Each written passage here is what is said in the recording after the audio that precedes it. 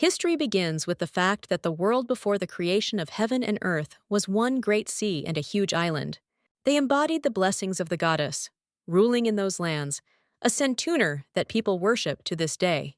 It was a great place that every night, like a bright star, sparkles with the luxury of aristocrats. However, in such a world, there was at least one garbage pit in which all the dirt gathered from different corners. In the slums of Kimura, several men surrounded the guy, urging him not to think about running away again. An elderly man went to Abel, hanging over him, and with a threat in his voice asking if he was really dumb. The other immediately grabbed him by the chest. When suddenly the guy loudly asked not to touch him, the others burst into a laughter. However, this wretch turned out to be a woman, after which the eyes of the men immediately lit up when they understood their capabilities. Some of them said that if you look closely, her face of course was terrible, but the body was very attractive. The girl firmly decided that she would not allow them to touch her, after which she sharply waved a bottle. She immediately heard insults addressed to her, but, holding the broken bottle in her hands tightly, ordered them not to approach. However, this did not frighten the elderly man, because of which he sharply pushed her, not allowing us to use the weapon. He stated that he regretted it like an orphan and took it to him, but in the end there was no gratitude nor a word or deed. He regretted her, capable of feeding himself only by cleaning shoes, and thought to forget about everything, but it seems not worth it. When the bottle slipped out of the girl's hands, the man instantly reacted and hit her with his fist in the face. Then he stated that he was giving her a week for which she should return a lot of money for their patronage, and if the girl does not do this, then she will have to deal not with shoes, but with the men who have regretted her now. A few days later, on San Selena Square, the girl sat on her knees, cleaned the shoes with one aristocrat. She did not know who was sitting in front of her, thinking how to be, because she had less than 2 days left to return the money. She must find money at all costs, otherwise she will have to be very tight, and not the fact that she can survive. In the best case, she will be sent to some kind of brothel, but even this thought caused her disgust. As soon as she thought about it, the man sitting in front of her, along with her thoughts, said that he would die better. He added that it would be much better than taking Lucretia by the hand and join the ceremonial hall. Hearing the voice of the aristocrat, the girl raised her head, after which she realized what nobler she cleaned the shoes. At first she thought that this could not be, but the appearance of this man accurately issued Cesare Bonaparte in him, the brightest star of the nobility of Santnara, and the protagonist of countless love scandals, who met his fate. She turned out to be the youngest daughter of the family of Della Valle, Lucretia, who attracted close attention to the public. She chose to her husband Cesare, the only heir to Bonaparte, referring exclusively to the marriage contract. It was compiled by families in the distant past, and now everyone congratulated her on the fact that unrequited love had fruit. Having crumpled the newspaper, Cesare said that she was spent on what was needed, because he knew that Lucretia participated in this article. Then the man took out a cigar, with a smile adding that he knew that she was for a woman, but could not do anything about it. At this time, Abel thought she was definitely not mistaken, and who would have thought that she would be able to meet such an important bump? The girl did not know how to do it better, deciding to first explain her situation and ask for help. Perhaps he will take pity on her and drop a couple of gold coins, thereby simplifying her problem. Having made a puff, Cesare said that he would still have to act in accordance with the plan that he came up with earlier. He suggested finding a decent girl and selling her Della Valle. Abel immediately realized that it could be her chance. After all, it was not just an opportunity to deal with everything. Having received a couple of gold coins, it was a chance for a better life. At that very moment, she laid her hand on her chest, offering to sell her, because she will become the most expensive lady in Santnara. Cesare, who had not paid attention to the cleaner of the shoes before, looked at her with surprise. The guy who was sitting nearby asked what she was talking about, because she did not expect that she would get into the conversation. Cesare, with a smirk, asked that you are not now the shoe cleaners have forgotten how to determine the class of people by shoes. Clutching a rag tightly, the girl replied that she correctly defined everything, after which she introduced herself as Adele Vivi. She only wanted to say that it is better than anyone else can play this role so much necessary for him. The smile disappeared from his face when he asked where such confidence in understanding his goals came from. Adele said that he needed a fake daughter Bonaparte, whom he can send to Delaval's family instead of himself. When asked from whom she heard this, the girl replied that she made such a conclusion after reading the newspaper. In the marriage agreement, released by Delaval, only their kind appears, but there were no specific names. And therefore, he probably thought that he could free himself from a political marriage in a very cunning way. Then, perhaps, it will be possible to deceive everyone by buying a suitable girl and calling her the secret daughter of Seven Bonaparte. Well, a girl is certainly needed, since in the family of Delaval there was another unmarried son who needs a bride. Judd was delighted, as she guessed everything, only reading the newspaper, considering it extremely incredible. Cesare, with a stone face, asked him to stop. I decide that they wasted time, talking with this girl. Great scientists have come from the genus Vale, from time immemorial. They are not the people who can be sophisticated by the cleaner of the shoes. Adele asked that if she did not barely know how to read at all. Such a statement made the man with surprise to freeze. Why did he ask if she had just spoke Penin in the language? The girl replied that Algis also knew. When asked how she was able to learn foreign languages, she replied that she read books in a public library. Hearing this, Cesare laughed nervously. I said that's such a feeling, as if a naval goddess made fun of him. Then, he carefully looked at the girl, said that in this situation, the problem is not only in intelligence. First of all, the goods for sale should look like that, what he cannot say about it now. Then the men rose from their seat, and Cesare said that she was disqualified, after which he was about to leave. Adele understood that with every step, she was losing the opportunity to avoid a terrible fate in the slums of Timor. She asked them to stop, after which she began to tear off the glued skin, thereby shocking the men. A second later, a beautiful girl looked at them, who asked if they intended to disqualify her. Judd said that when she offered to pretend to be Sister Cesare, he first thought that it was unthinkable nonsense. But, having looked now, and the color of the hair and the color of the eyes are quite similar, and now it was just perfect. The man asked whether she was a noblewoman. She answered negatively, and when asked about her parents, the girl replied that she was an orphan.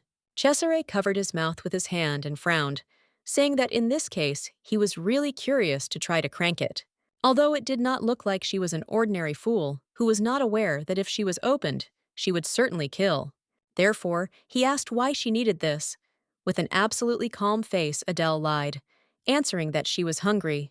At that very moment, the man turned around, put his hands in his pocket, and then stated that, be that as it may, he agreed. After that, the man quoted Dante, saying that he, Cesare, sends her. The girl immediately realized what was happening. She immediately answered with another quote that they would meet again in the place where they wanted each other. Cesare grinned, thinking that she had even recognized a quote from the play, and it seemed that he found an extremely useful woman. In the end, he asked her to come to the Bonaparte estate until tomorrow's noon, and Adele could not believe it. Sitting in her house, she thought that Cesare accepted her offer, and she would not have to worry about a brothel. That's just Cleric, her only friend, she cannot tell. But now there was no way. She first wanted to share with her, but, apparently, today, she is busy, so they will not be able to see again. Adele decided to leave her a letter, when suddenly she was frightened by a sharp sound of a twitching door handle outside the room. And at that very moment, her body was numb when she heard a familiar voice, and immediately realized who came to her. He was the same elderly man who was expecting money from her. Entering the room, he stated that he knew that it would be so. He just went to check it, but found that she had already prepared to run without paying them for patronage. At that very moment, he grabbed her hand tightly, deciding to get a fee right now. But Adele escaped sharply. Then she ran to the window while the old man insulted her, ordering her to go back. But she did not listen to him. With a deft movement, the girl opened the window, finally hearing the question of where she was going to run. Adele immediately remembered the question of Cesare. Why did she need it if she knows in advance that in case of opening she would be killed? However, now she did not care if she would die, because now the most important thing was to escape away from this pit. After all, if possible, she will only be glad to risk her life for this. After which, Adele rushed to run. The next day, she was greeted by Ernst, a butler at the Bonaparte estate, who was waiting for her arrival. Standing in front of a huge gate, he asked her to enter, adding that the head of the family was already waiting for her person. A few minutes later, the girl stood in front of Cesare, completely wet from the rain and dirt, which fell into recently. The man noticed that she has a rather unfortunate vidoc, which does not correspond to the image of Bonaparte's daughter at all. With her covered with malice, he asked his beloved younger sister, how did it happen that she was so wet? Then a smile appeared on his face when he asked not to be shy and share this story with his older brother. Having lowered his head, Adele replied that the culprit of this is Mr. Nino, an old man who was managing a bunch of shoes cleaners. He pursues her due to overdue payment for patronage, and he will definitely not stop until he receives a fee. Cesare abruptly interrupted the girl's story, saying that that old man was dead. Hearing this, the shock immediately reflected on the face of Adele. The man decided to go from afar, saying that today it was just a terrible rain, and in confirmation of this, looked out the window. Then he explained that he heard that the accuracy was only strong, that one of the shacks in Camorra could not stand it and collapsed. Death due to an accident in the slums is a rather common thing, so no one will understand this particularly. Then the man frowned, asking if there was still some kind of bug capable of preventing them from enormous plans. Adele shuddered, answering negatively, although she realized that in death, Nino definitely could not do without the participation of Cesare. Suddenly, he asked if he just waved his hand at it. Such a question immediately made the girl be worried. She tried to understand what he was saying, because it looked like he knew about cleric, but she did nothing bad. Cesare asked her not to worry so much, because she had nothing to worry about until the plan went crashed. The smile returned to his face again when he said that since the matter was settled, you can go to the most important thing. She already knows the goal, to seduce the son of the family Delavelle and marry him using all her charm, starting with its body movements and voluminous knowledge, to speak and ending with the tips of the fingers and legs. It should become an ideal Bonaparte to be able to fool the entire secular society of Fernati, leaving no doubt. The preparation period is 3 months, and during this time, she must become a lady, which he can recognize as her sister. However, if this does not happen, the whole plan to go to the trash, which is why both of them will have far from sweet. Adele mentally asked herself that if the plans of the truth fall asleep, whether she would go to the trash after him. Then she agreed when she heard the question why she would not even deign to ask why the term is 3 months. She suggested that he plans to fit this event under the date of reception in honor of his birthday. And this was true. Approaching her, Cesare said that she still has a talent in revealing his plans for newspaper articles alone. The man added that he had the feeling as if she knew about his family even more than himself, that a little scared. Then he slightly raised her head. His chin took up. Suppose that still there should be another reason for this. With a smile on his face, the man asked with interest whether it could be that she is interested in him, as in a man. He fully understands her feelings, although she is a simple rustic of a slum who has only a sweet face. The newfound brother must have seen almost the Messiah who was sent to her by the marine god, and to which I really want to be nailed in order to find the very salvation that she wanted and waited all her life. However, Cesare decided to warn her that he did not want to see her in his bedroom in the middle of the night, no matter how she wanted him. With a stone expression on her face, the girl thanked him for the advice, clarifying that he was absolutely not interesting to her as a man. Then she turned her gaze, thinking that he was a handsome man, but it seems a little crazy, and it was a little scary. Suddenly, Cesare laughed loudly, saying that her facial expression was just something that could be admired for a long time. But he warned, because this has already happened.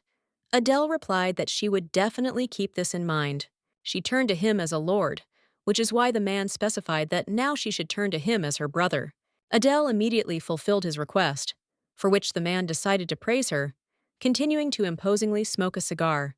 Then he announced that from that moment, she was Adelaide Bonaparte, and henceforth she should not use her former name. She is also 5 years younger than him. All this time she lived in a distant cabal, somewhere around the sea, considering herself a commoner. However, he did not come up with the reason to explain why she decided to come here alone, deciding to provide it to her. The girl realized that, explaining the reason why she became Bonaparte, she would have to adapt to the situation. Adelaida asked if he intended to devote to their plans, and the chairman, who was supposed to know about it. Eva Bonaparte is a grandmother Cesare and chairman of Signoria. At the moment, she is the most important person in Parliament. Without her consent, it would be impossible to even start planning this, and Cesare knew about it like no other. The man replied that his dawning mistress was so eager to see her grandchildren that he was ready to accept Lucretia with hugs. Adelaide noted that the chairman supports their marriage, and this is ranging with the original plans of Cesare. Suddenly, the man asked. He was interested in something else, because it seems to him the most important thing is left without attention. Looking at her incomprehensible face, he explained that we are talking about his parents, because she is also their daughter. Since she was going to pretend to be his sister, it is worth immediately finding out about this, so she had to ask. But there is at least one who does not know in Santnara, because there were rumors that his parents were distraught from love. Because of this, they fled, abandoning both their families and a small child, leaving him to his grandmother. Adelaide said that she heard only that in the year when he was 9 years old, they moved, abandoning him. The man grinned, after which he got up from his place, answering that additional explanations were not required. Then they will say that his parents were distraught for the second time and gave birth to her. After that, he decided to finish today. Opening the door, Cesare explained that her personal maid was waiting for the door, so she just needs to follow her. However, Adelaide was in no hurry to leave. I feel that Cesare did not say everything yet, and therefore humbly listened to her brother. He added that he wants to believe that, in their next meeting, she will be able to demonstrate a more appropriate image. He is impatiently awaiting great progress in her changes, and will soon expect to see a true lady. Outside the door, she was expected by a phony, who stated that she was appointed a maid, and that she was a great honor to serve her. Then she took Adelaide to her room, explaining that now she belongs to her. The girl looked around the room. Effie explained that Bonaparte reject luxury, so the decoration cannot be called chic or rich. However, she still will not be uncomfortable here, since there are all the necessary things for a pleasant life. Although she will agree that for the chambers of the lady this is too modest, for Adelaide this place was like paradise. While she was thinking about this, Ethany politely asked her to turn to her freely, as she is higher than her in status. From tomorrow, her etiquette will begin, because if she caught a cold, this will become a big problem. Then the maid took her into the bath, saying that she would help her wash. Such a statement surprised the girl. Having started, she began to stutter involuntarily, saying that everything is fine, and she can wash herself on her own. With a tired look, the maid explained that aristocrats do not take the bath on their own. This is one of the parts of training. She needed to follow the rules, because all her words, directed towards her, are not a request, but a specific order. Adelaide reluctantly agreed, after which she thanked the maid, starting to slowly take off her clothes. When dirty things fell to the ground, Ethony flinched and looked with horror at the battered body hiding behind her clothes. Adelaida screamed that the bruises would quickly succeed, and she was sure of this, because she was often beaten, but there were no flaws. Then she asked in a more quiet and calm voice whether she would report on this, because she was obliged to report everything. At that very moment, the girl was frightened that Cesare would consider her body ugly to tear the contract, throwing her away. Ethony replied that the contract between her and the young master would end after the wedding with the son of Della Valle, not earlier. Until that moment, everything that is required of it is not to be revealed by the young master of their kind, and to study approximately. The maid immediately turned around, adding that even if her wounds dragged on, she was too exhausted that she needed to be fixed. However, now she should focus on restoring her health, starting with the adoption of a hot bath.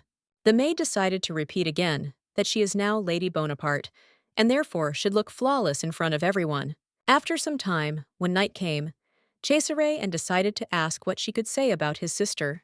Ethany replied that the state of her health leaves much to be desired, and many traces of beatings were also found on the body. The man was surprised to answer that the pearl with chips costs almost nothing, which began to doubt. The maid explained that this trauma, which, with sequential treatment, will completely leave without leaving the trace.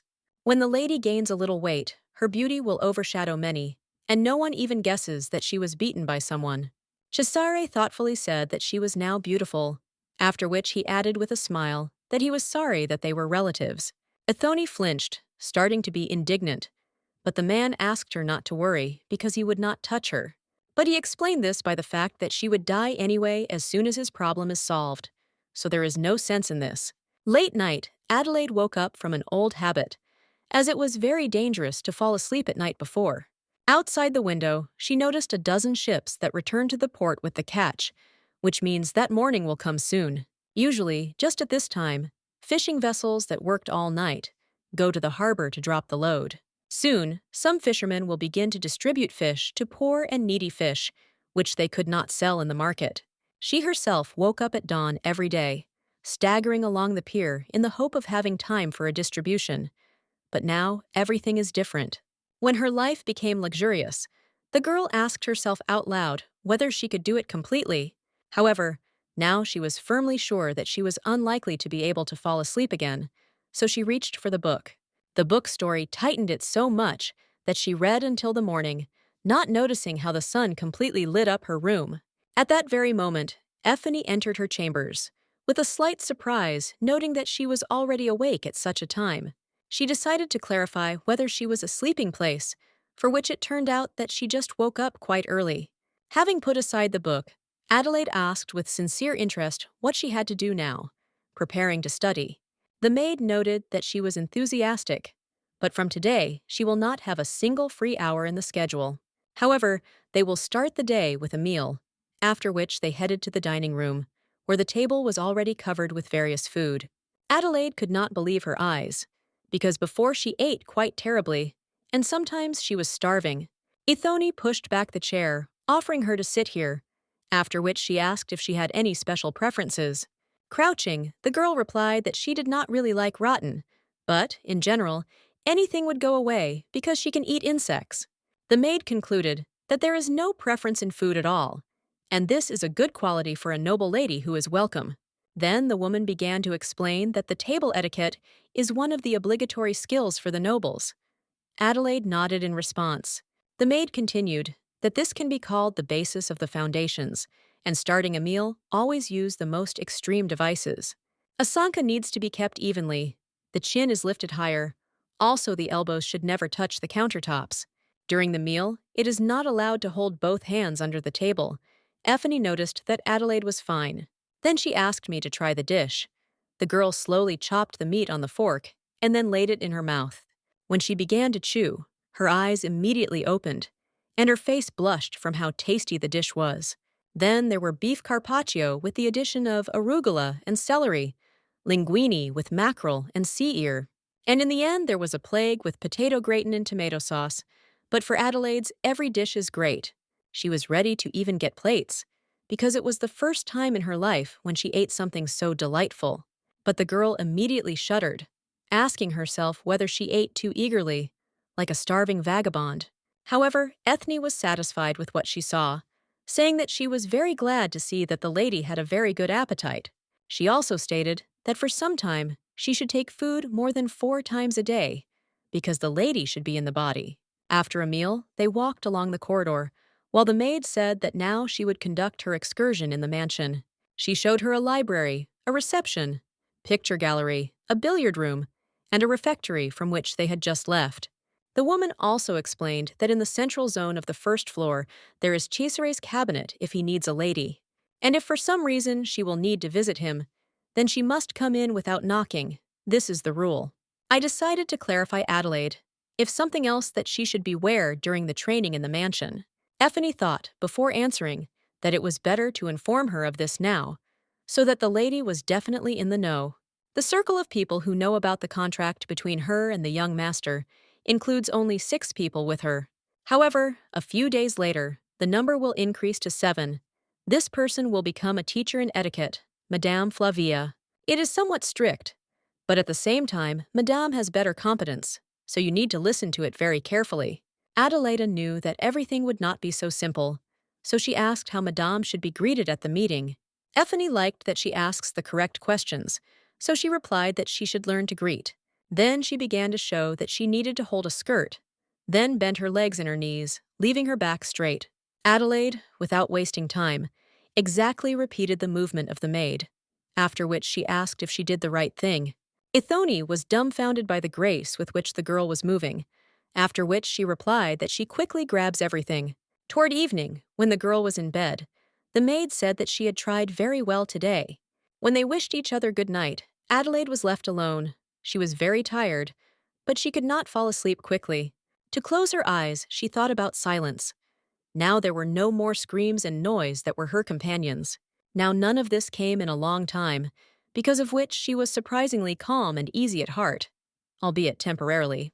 It turns out that there is a world where it is calm and good. There is hot food, sleep in silence, and for someone this is everyday life. When Adelaide fell asleep, she dreamed of huge waves, and some unfamiliar otherworldly voice urged her to run away. She opened her eyes from the fact that a phony burst into the room, urging her loudly to wake up and quickly rise. Without wasting time, the woman stated that trouble had happened. She needed to immediately hurry and gather. She explained that Madame Flavia unexpectedly arrived in the mansion on a visit a few days earlier. They did not have time left, so for starters, and you need to throw something. With these words, she gave her a cloak. Adelaide wrapped her eyes, allowing me to put on a cloak, while asking what happened early in the morning. However, she did not have time to finish, because behind them, the door opened with a creak, forcing the girls to turn around with horror.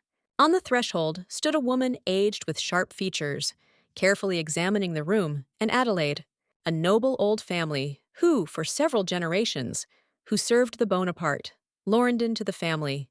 But of course, Flavia Laurendon was the most loud name in secular circles, which still had not subsided. Firstly, it was known that due to its beauty and elegance resembled a work of art. And secondly, her character and a serious attitude to the matter were scared of many, and this case was no exception.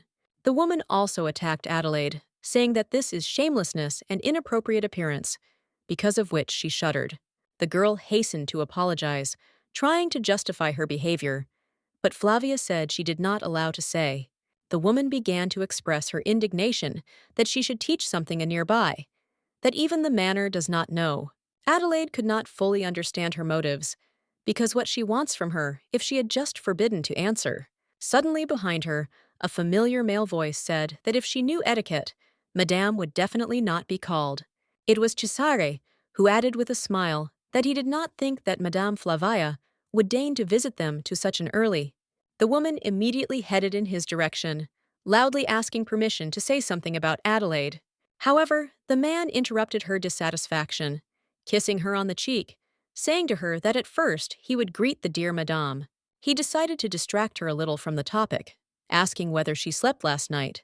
She answered in the affirmative. Then Cesare smiled, said that he would be so glad. She joined him at breakfast. But if she had time, Flavia immediately agreed, because if he invites her, she is free at any moment to share a meal with him. The man was glad of such an answer, but the woman could not understand his smile, because of which she was a little nervous. Then she laid her hand on her head, said that the master was really incredibly resourceful. He could reassure her.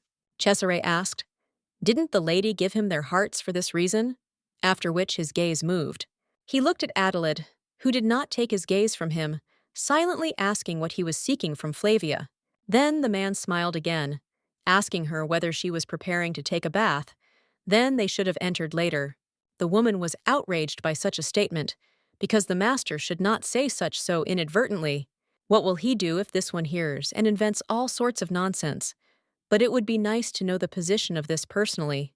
Cesare said that the expression of her face says that she certainly would not invent anything, even touched his male ego. The woman was dumbfounded by such behavior, after which she asked how she dared to raise her eyes. At that very moment she shuddered, after which she quickly headed towards the girl, noticing something on her body. With a sharp movement, she pulled the edge of the dressing gown, exposing her shoulder, noticing terrible bruises, thereby surprising Adelaide. With a dismissive look, she asked what kind of ugly traces that should not be on the body of a noble lady. The girl immediately covered herself, answering that nothing serious. The bruises would soon come down, and there would be no flaws. She added that this would definitely not become an obstacle in their plan. Caesar listened carefully, but said nothing. Flavia turned sharply, shouting the master that this bastard would not work, because they don't even know where she was hanging around. Not only did the poor drunks be beaten by the poor, while she was trading her body, so terrible scars remained. Even among the lower class, it is the bottom, and people like it are lazy and do not have an internal rod to become a lady. If she had at least 100 years, she will even come close to walking on an aristocrat, no matter how hard she tried. And her intentions to participate in his plan converge only to the fact that she just wants to raise the status using the body. Adelaide remembered how Nino shouted loudly that even in her eyes, he seemed miserable because of the money lost. Another time, the client insulted it, calling it a dirty rat and asking if she could normally clean the shoes. There was a situation when a man beat her with his feet, explaining this by the fact that she still did not give a debt over the past week. Adelaide asked for forgiveness to Madame, saying that she knew that she would not get a lot, but she would try. Contrary to understanding, the woman asked loudly how she gathered with such and such efforts to hide her origin. Then she asked if she really thinks that she could deceive the eyes of the people born and grown up in high light, and where she only got the arrogance. Vegetable all her life at the bottom, not even studying the basic norms of decency. Having overpowered herself, Adelaida replied that she had grown without parents and did not receive education, so she could not know everything. However, her brother considered that she was able to spend everyone, although she would take time to study a lot. After all, since he brought her here, it means that this plan could work, even contrary to doubt Madame. The girl decided that she would not break in front of her, and therefore decided to go on the attack, bringing good arguments. Then, Adelaide said that if she thinks that her brother was mistaken in her judgments, she could discuss this with him personally. Cesare was satisfied with his sister's speeches, who proved that he would not be predicted even under such a strict person. The girl added that she never studied and does not know whether her words have passed the face of permitted, so she apologizes. She also hopes that Flavia could forgive her. The woman squeezed the cane tightly, while Cesare grinned. As a friend, a woman turned sharply, pulling a huge hat to her eyes, not wanting to answer Adelaide. The trembling stamped her when she said that she had completely forgotten about the appointed meetings, so she had to leave. Then she quickly headed for the exit, loudly clutching heels, while the man watched her with a smile. Why did he look at Adelaide, saying that his sister was far from a mistake, once he managed to withstand Flavia's attack? The girl thanked him. I hope that he did not see her bruises, because then he could put his claims. However, the man said that, as it turned out, she didn't have such an adaptive character, so she will have not been easy. He is to the fact that, if she were shorter, everything could go much more calmly. But the girl decided not to be silent. And although you can't say it at once, but Madame is a rather sensitive personality, so some words can greatly hurt her. With an indifferent look, Adelaide asked if he wanted to say that she should pretend to be a miserable woman.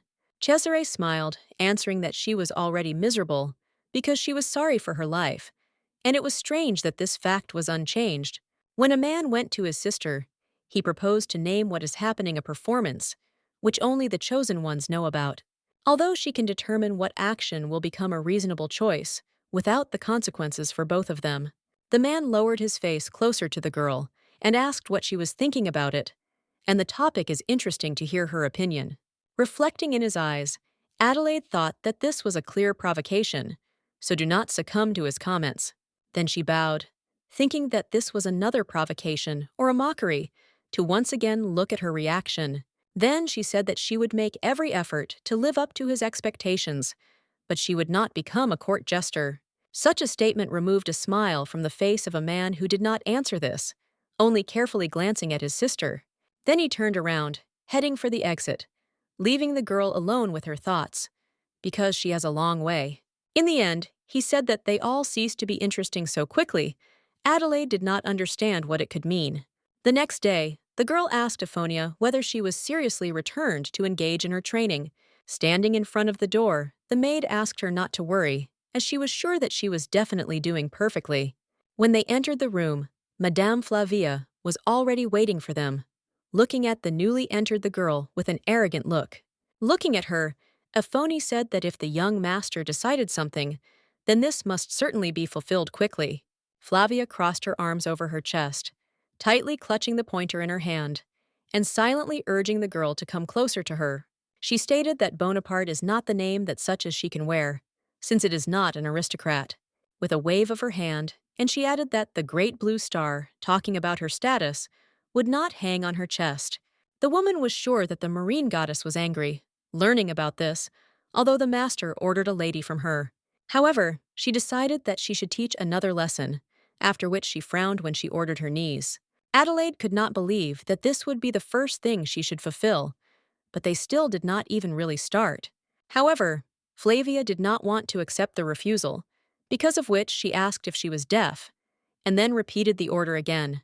The girl tried to understand why she was taking her anger on her, probably because she is not noble origin, perhaps because she is a dirty shoe cleaner and wants to hurt her with such a relationship, ordering to humiliate herself. But then she chose a completely inappropriate way, because there can be no honor in the knees of shoes cleaners. When she knelt down, the woman went up to her and put her leg on her, simultaneously praising her obedience. Then Flavia stated that she was a product, and to be quietly sold to the Delaval family is her only appointment, and if suddenly she aims at something more, then go to feed sharks, where no one else will remember her. Madame pointed to her with a pointer, saying that this was her place. Adelaide dutifully replied that she understood everything and understood.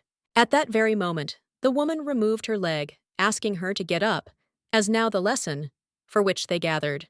To begin with, they had to put a gate. After these words, Euphony approached them, carrying a small box in their hands. Flavia explained to fix her curved tread, she would need shoes. Opening the box, the girl found shoes. She could not believe that such beauty would get to her just like that, and the woman clarified that she should only wear them. She had to do this even at a time when she was not in her lessons in order to develop the right gait. Adelaide slightly touched the shoes, unable to believe that she had new shoes, also so high quality.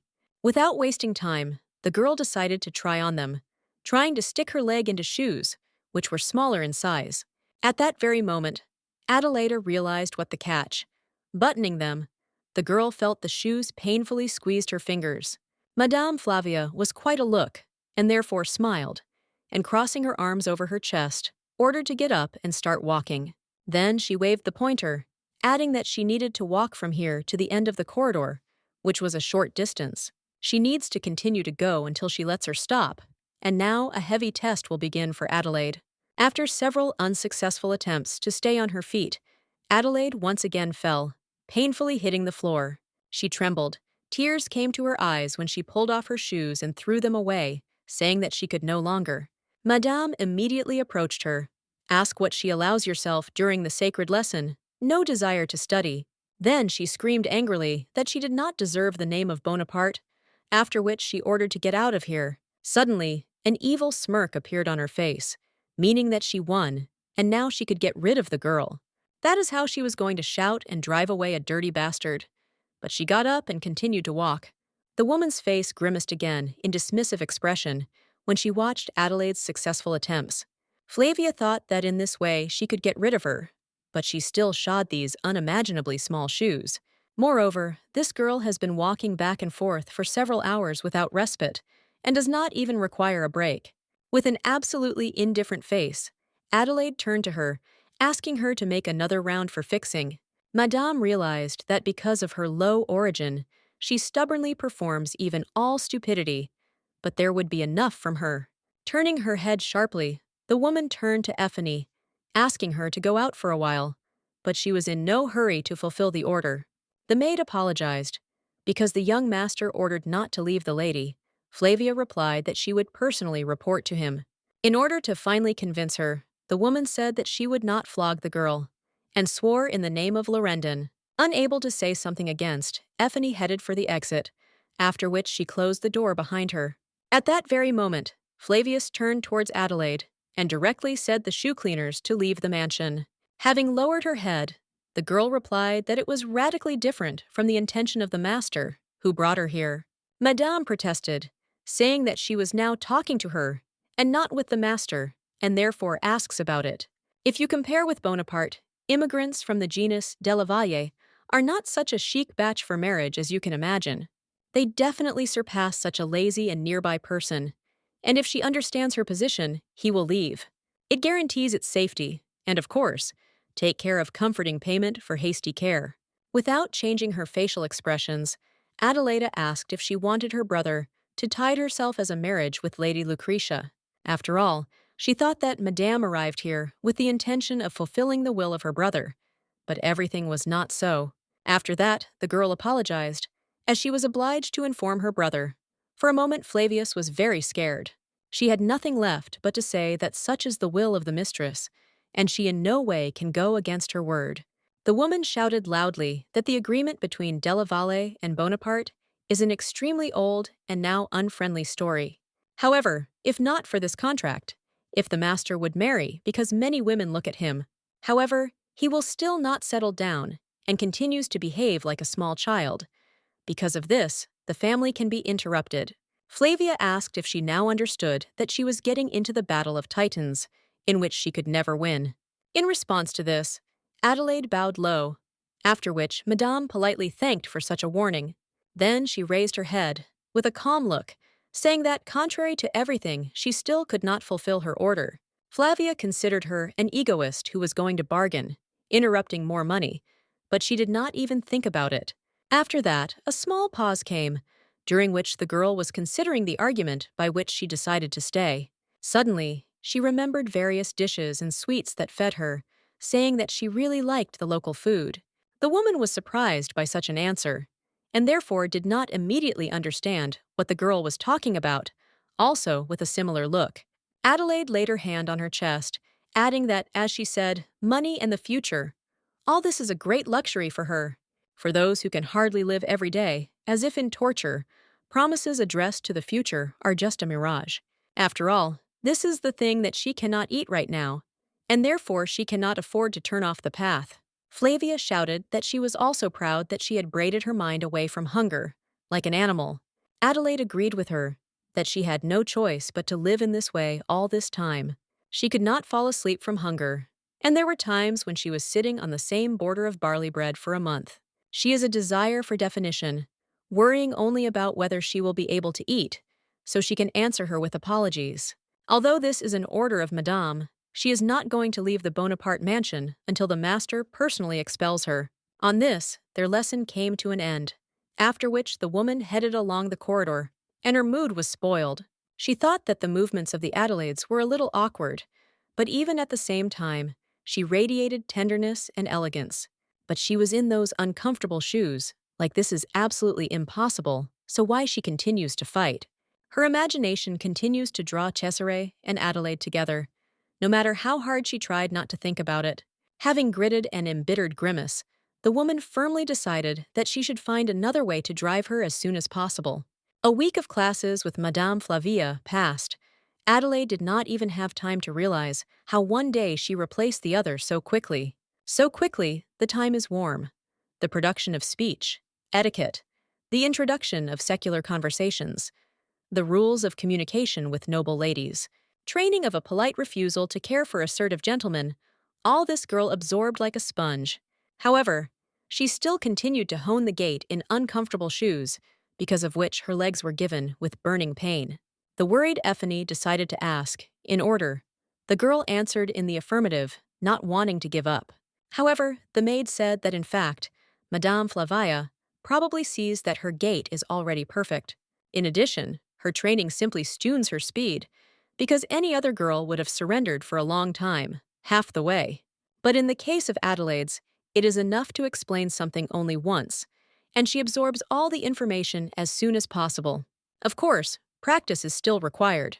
And however, now no one can think that it belongs to the lowest class. Suddenly, they paid attention to the three ladies who stood near the bridge did not talk, often chuckling at something. Adelaide asked who these girls, because she did not recall that she saw them. Effie replied that they were members of the delegation. When asked why they are in the mansion, the maid replied that she was so busy with training that even the news does not reach her. The maid explained that a few days ago, the second prince had ascended to the throne of Ortonin, thanks to the support of Cesare. Since the prince had no supporters in the palace, he needed considerable efforts, but in the end, everything worked out. In gratitude for the help, the Emperor of Ortonin generously gave the young master for the help that he provided here. That is why today it is extremely lively here, since the servants are also busy dealing with gifts for Cesare. Adelita said that the sphere of influence of her brother is much wider than it seemed to her, and he could affect a neighboring country. Effie confirmed her thoughts, and at the same moment 3 girls drew attention to the Duke, who had just left. The man smiled, and the lady greeted. They immediately began to pester him, saying that they were looking for him everywhere. The favorite of fate and gods, the lady's saint of the Bonaparte clan, a man who is a blessing of the marine goddess. He is the one in whose honor such praises sing, but Adelaide still did not see interest in him. It seems rather devastated, but it is unlikely that this is possible. At that time, Effie offered to return until they were noticed. However, Cesare managed to notice their removing silhouettes, and one of the girls next to him drew attention to this. The man replied that it seemed to him that there was a mermaid, looking around with interest. The blonde did not notice anything. Suddenly, he covered her mouth with his hand and said that there is also one. Such a statement immediately embarrassed the girl. She called him a joker. He only moved closer to that, asking him in her ear whether she would go to him today. Having gained courage, the blonde replied that if he promises to think about them more seriously, she would visit him. Judging by the nonsense, which she began to carry, it was time to give her a lapel, because she seeks to attach importance to the intrigue. Pushing a pause, he took the curls of her hair in his hand, thinking that these golden hair previously seemed to him beckoning. But now this feeling has gone somewhere, and now he represents only Adelaide hair in front of him, which is very strange. After a few seconds, Cesare replied that it was very cute and brazenly. The last word settled in the girl a sense of refusal. When he turned away, the blonde got angry and stated that she would come to him, but he advised her to take her home better. Then he headed for a walk, leaving a sobbing girl surrounded by 2 friends, thinking that it was a continuous boredom. Going on the same one next where Adelaide went, the man thought he had exactly seen that she had gone in this direction. Suddenly, he froze and shuddered, hearing a familiar girlish voice, who loudly urged someone to let her go. Then he noticed that Adelaide was in the fountain, while the man held her hand tightly. A little earlier, the girl, along with the maid, headed for the fountain, while the pain continued to overcome her legs. Suddenly, she stumbled upon a stone. The pain became so strong that she did not hold her balance and collapsed to the floor. Effie ran to her and stated that she would not go, asking for permission to check the condition of her legs right now. Quickly pulling off the shoes, the woman found terrible grater and corns, which covered most of the feet. The maid was shocked by this sight, saying that this is already too much, and she could no longer go in these shoes. Adelaide asked if she had any painkillers, because the medicine could endure the pain. Effie was shocked by her stubbornness, because she did not understand why she continues, because Flavia was not nearby. Clutching the jaw, she rose from her seat, saying that on this they would finish today's lesson and take a break. The woman decided to roll a wheelchair. Until then, the lady can cool her legs in the water to reduce the pain. Without thinking twice, Adelaide dipped her legs into cool water, feeling how a burning sensation began to retreat. The pain recedes thanks to cool water, even if it is not easy. However, in comparison with life in Camorra, these are trifles. Suddenly, she heard a laughter behind me, because of which she shuddered, but she was in no hurry to turn in that direction. 3 men discussed that, even for Bonaparte, opening the heart of a mermaid is too much, and they want to arrange a party. Adelaide was frightened, seeing the nobles who were heading in her direction, but she could not quickly escape. However, she still decided to hide until the men said that today Lady Lucretia had ever seen. The other replied that Mr. Della Valle told her to be calmer, although they seemed to have already decided everything. When they approached, Adelaide managed to hide on the other side of the fountain, eavesdropping on the conversations of the nobles. A minute later, she decided that they had already left, but at the same second she turned her head and noticed the man right behind her. The stranger smiled and grabbed her hand, after which he called his comrades, said that the girl hid in the fountain. The girl tried to break out, but could not maintain balance, because of which she flopped into the water, completely wetting. The comrade told Henry that he was bending the stick, but he replied that he did nothing, and she fell herself without his help. At this time, Adelaide rose, breathing heavily from the water that fell into her mouth, as well as the cold that enveloped the body. The men were surprised at her beauty, after which Henry said that he did not find the girl, but he caught a real mermaid. Then he leaned over and asked who she was. Judging by the missing shoes, nor to the lady nor the lady, she does not look like a lady. He also noticed that for a maid, clothes were too good, so he did not know how to relate to her. With an evil smirk, he asked why she was silent. After all, it was possible to get. But the girl did not speak. Suddenly, the man again grabbed her hands, asking if she was silent, because it was precisely what he dreams of. The comrade asked him to stop, because they are at the Bonaparte estate, and it will be bad if someone finds out about it. Henry turned his head, asking that from that, because he should not think about Bonaparte, even when he touches the maid. After all, Bonaparte is not a king here. The comrade answered him that he was too inflated, and he needs to calm down. Suddenly, Adelaida said that if he pulls a little stronger, then it is likely that her hand would simply tear off. Men immediately fixed her eyes on her, drawing attention to that she speaks like an aristocrat, which strained them. Having frowned, the girl asked to let her go, otherwise they could regret that they could not cope with the consequences. All three were dumbfounded by such a statement, because they did not expect that she could tell him at least something.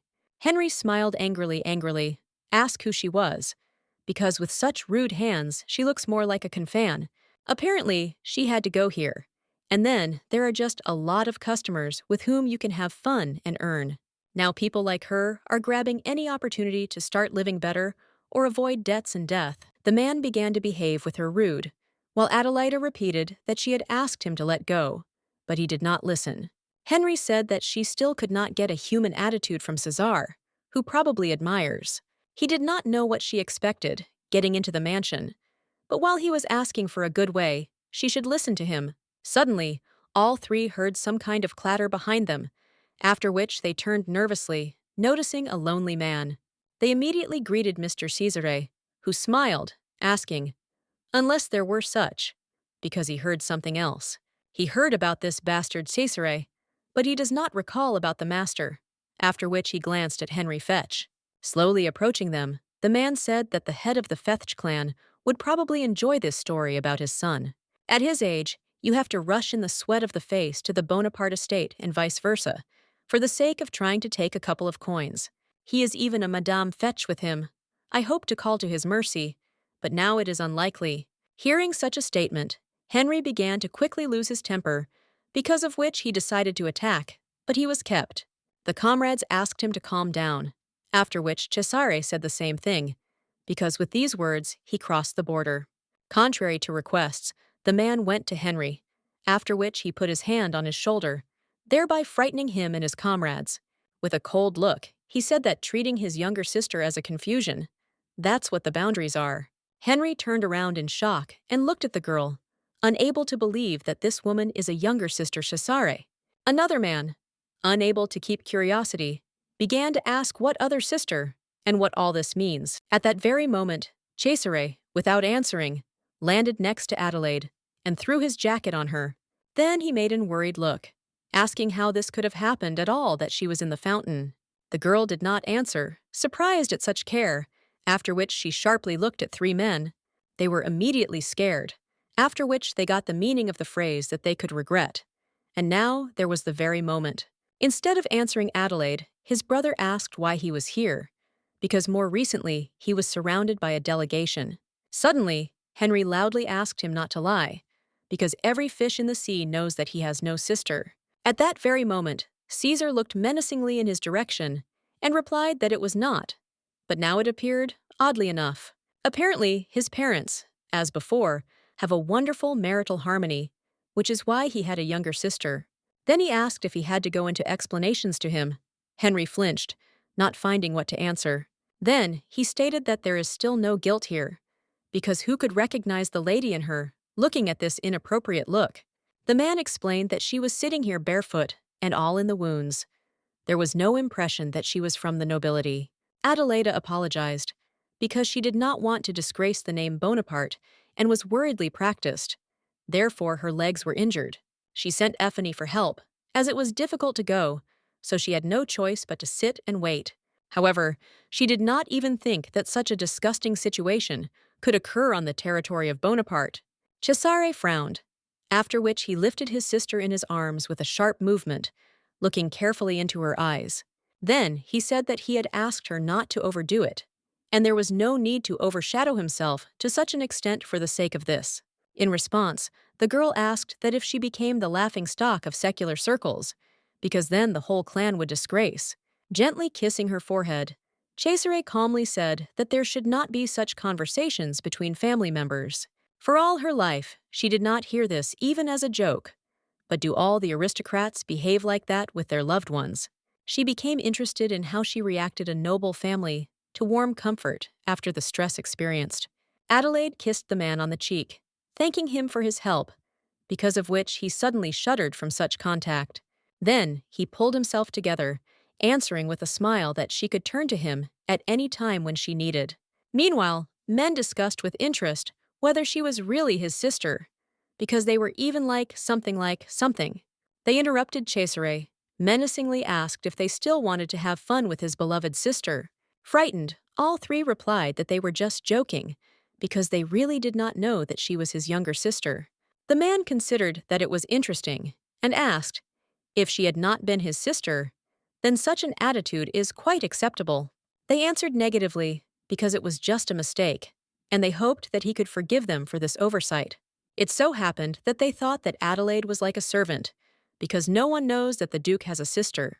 Cesare said that he could also accidentally endure someone. I don't know that they are members of their families, but, since it will be out of ignorance, then he will also be hidden for their forgiveness, because then everything will be absolutely honest. After the conversation came to an end, the Duke decided to take his sister into the mansion, still holding her in his arms. Adelaide tried not to look into his eyes, only tightly squeezing the jacket of Cesare, who continued to warm her. Noticing her movement, the man with a smile asked what was, and whether she was uncomfortable to be in his arms. He asked her to suffer a little, because they almost came. At that time, two girls noticed them behind the tree. When they entered the room, the Duke glanced at her, and then asked why he should deal with a damn thing then. Adelaida apologized, after which she turned her head, adding that she was now getting down so as not to cause him discomfort. But as soon as her legs touched the ground, a sharp pain immediately her whole body, forcing her to stagger and fall to the floor. Looking at this picture, Cesare smiled, saying that it was just a disaster, and her condition leaves much to be desired. When asked where a phony, the girl replied that she could not go, so the maid decided to go for a wheelchair. Looking at the girl's unsuccessful attempts to get up, the man said that they did not agree on this, and their plan could collapse. After all, he does not recall to hire a cripple for this work, which is not even able to walk independently. Adelaida apologized, did not think to drink that she would meet someone, as a friend of a new sharp wave of pain swept her leg. Having a look, she noticed that the Duke presses her foot on her in order to hurt her even more pain. He asked Adelaide what was there for her fantasy, and whether she loves so much to have fun with a bunch of men. But perhaps this is a habit that remained with a slum, because if there is a tool, then anyone will come down to satisfy it. Or there were some other circumstances, according to which all the indecent occurred in the Bonaparte garden. Having trembled, the girl asked if he was trying to say that she seduced those men, voluntarily diving into the fountain. Without changing the stone expression, Cesare replied that she knows better. But she replied that in fact everything was wrong. Hearing such a confident refusal, Cesare grinned, which surprised Adelaide, who did not find anything ridiculous in this. But at the same second, the man made almost a hysterical laughter that lasted a few seconds. The girl was shocked by the like, because she could not understand what was happening in his head, and what made him so laugh.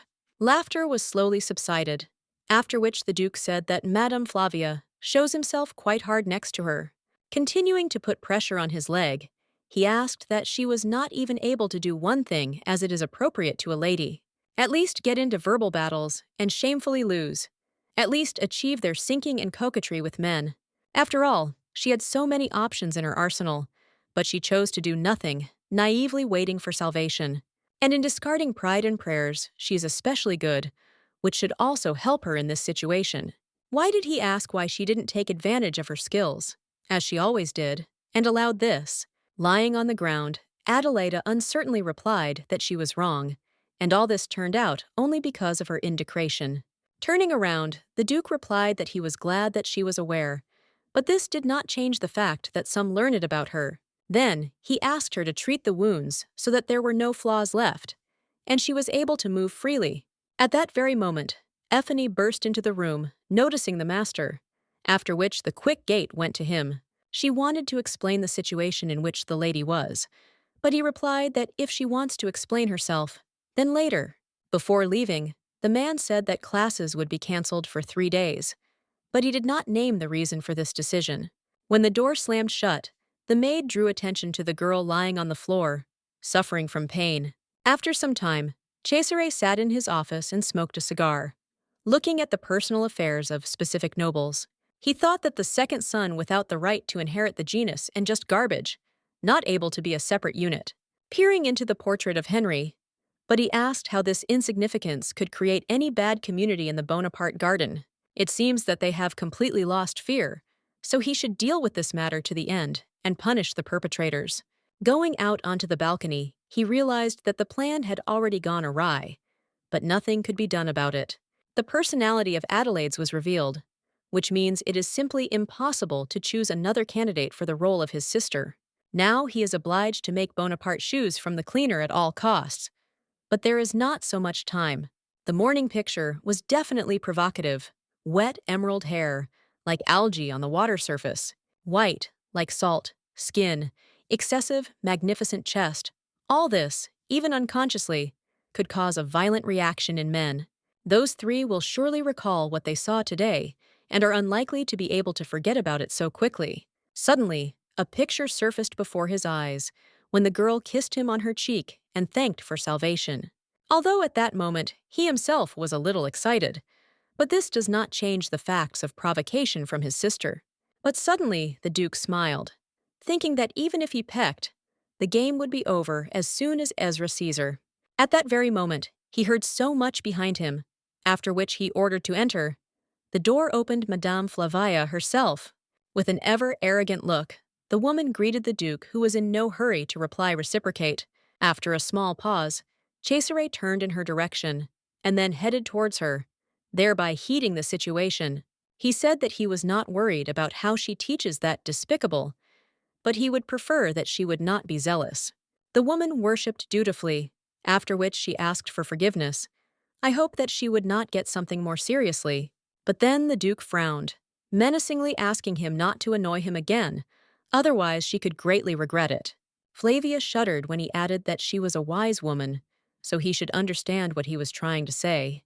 When the woman came out, she thought that this was the cleaner of the shoes of cunning, and she knew what she was going on. Obviously, she deliberately hazed herself until she trampled all her legs, so she will fall out of disgrace. At this time, a delegation of 3 girls discussed that the master had a lover, and they say that she was barefoot. Cesare would not contact a noble lady, but in any case, they have far from the most common relationship. They entered the main wing together, and Cesare was more affectionate than usual, although he had not previously let the girls into the main wing. Suddenly, the red-haired girl jumped sharply, asking loudly who she was, because curiosity burst her. Turning around, she loudly told everyone that Genevieve did not feel it, so she would have to return home. One of the friends pretended to be believed, so she smiled politely and wished her to be careful during the journey.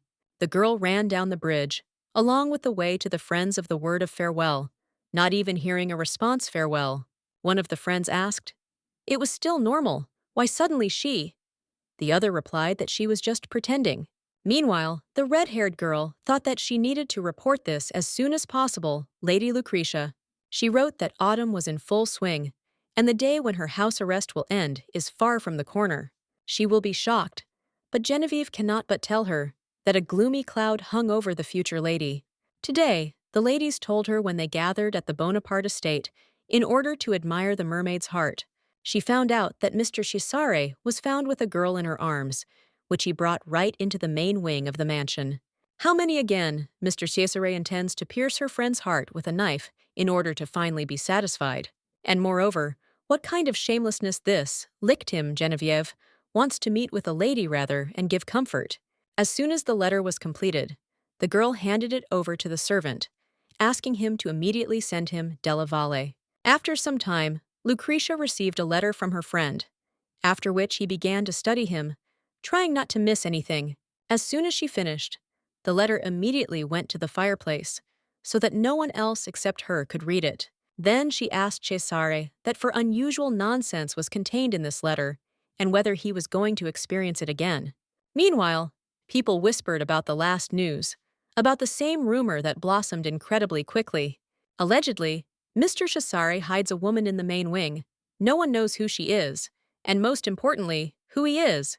3 days ago, when a delegation from Orkanen arrived from a demonstration of the mermaid's heart, they saw how he carried a girl in her arms. Moreover, one girl heard that Henry Fetch fully paid for attempts to pester a woman Cesare. It must be true, it was not without reason that Bonaparte was trimmed from the Fetch family of the entire huge amount of investment in business. Everyone around asked who she was. Will decide that this girl, who sincerely fell in love with Cesare Bonaparte.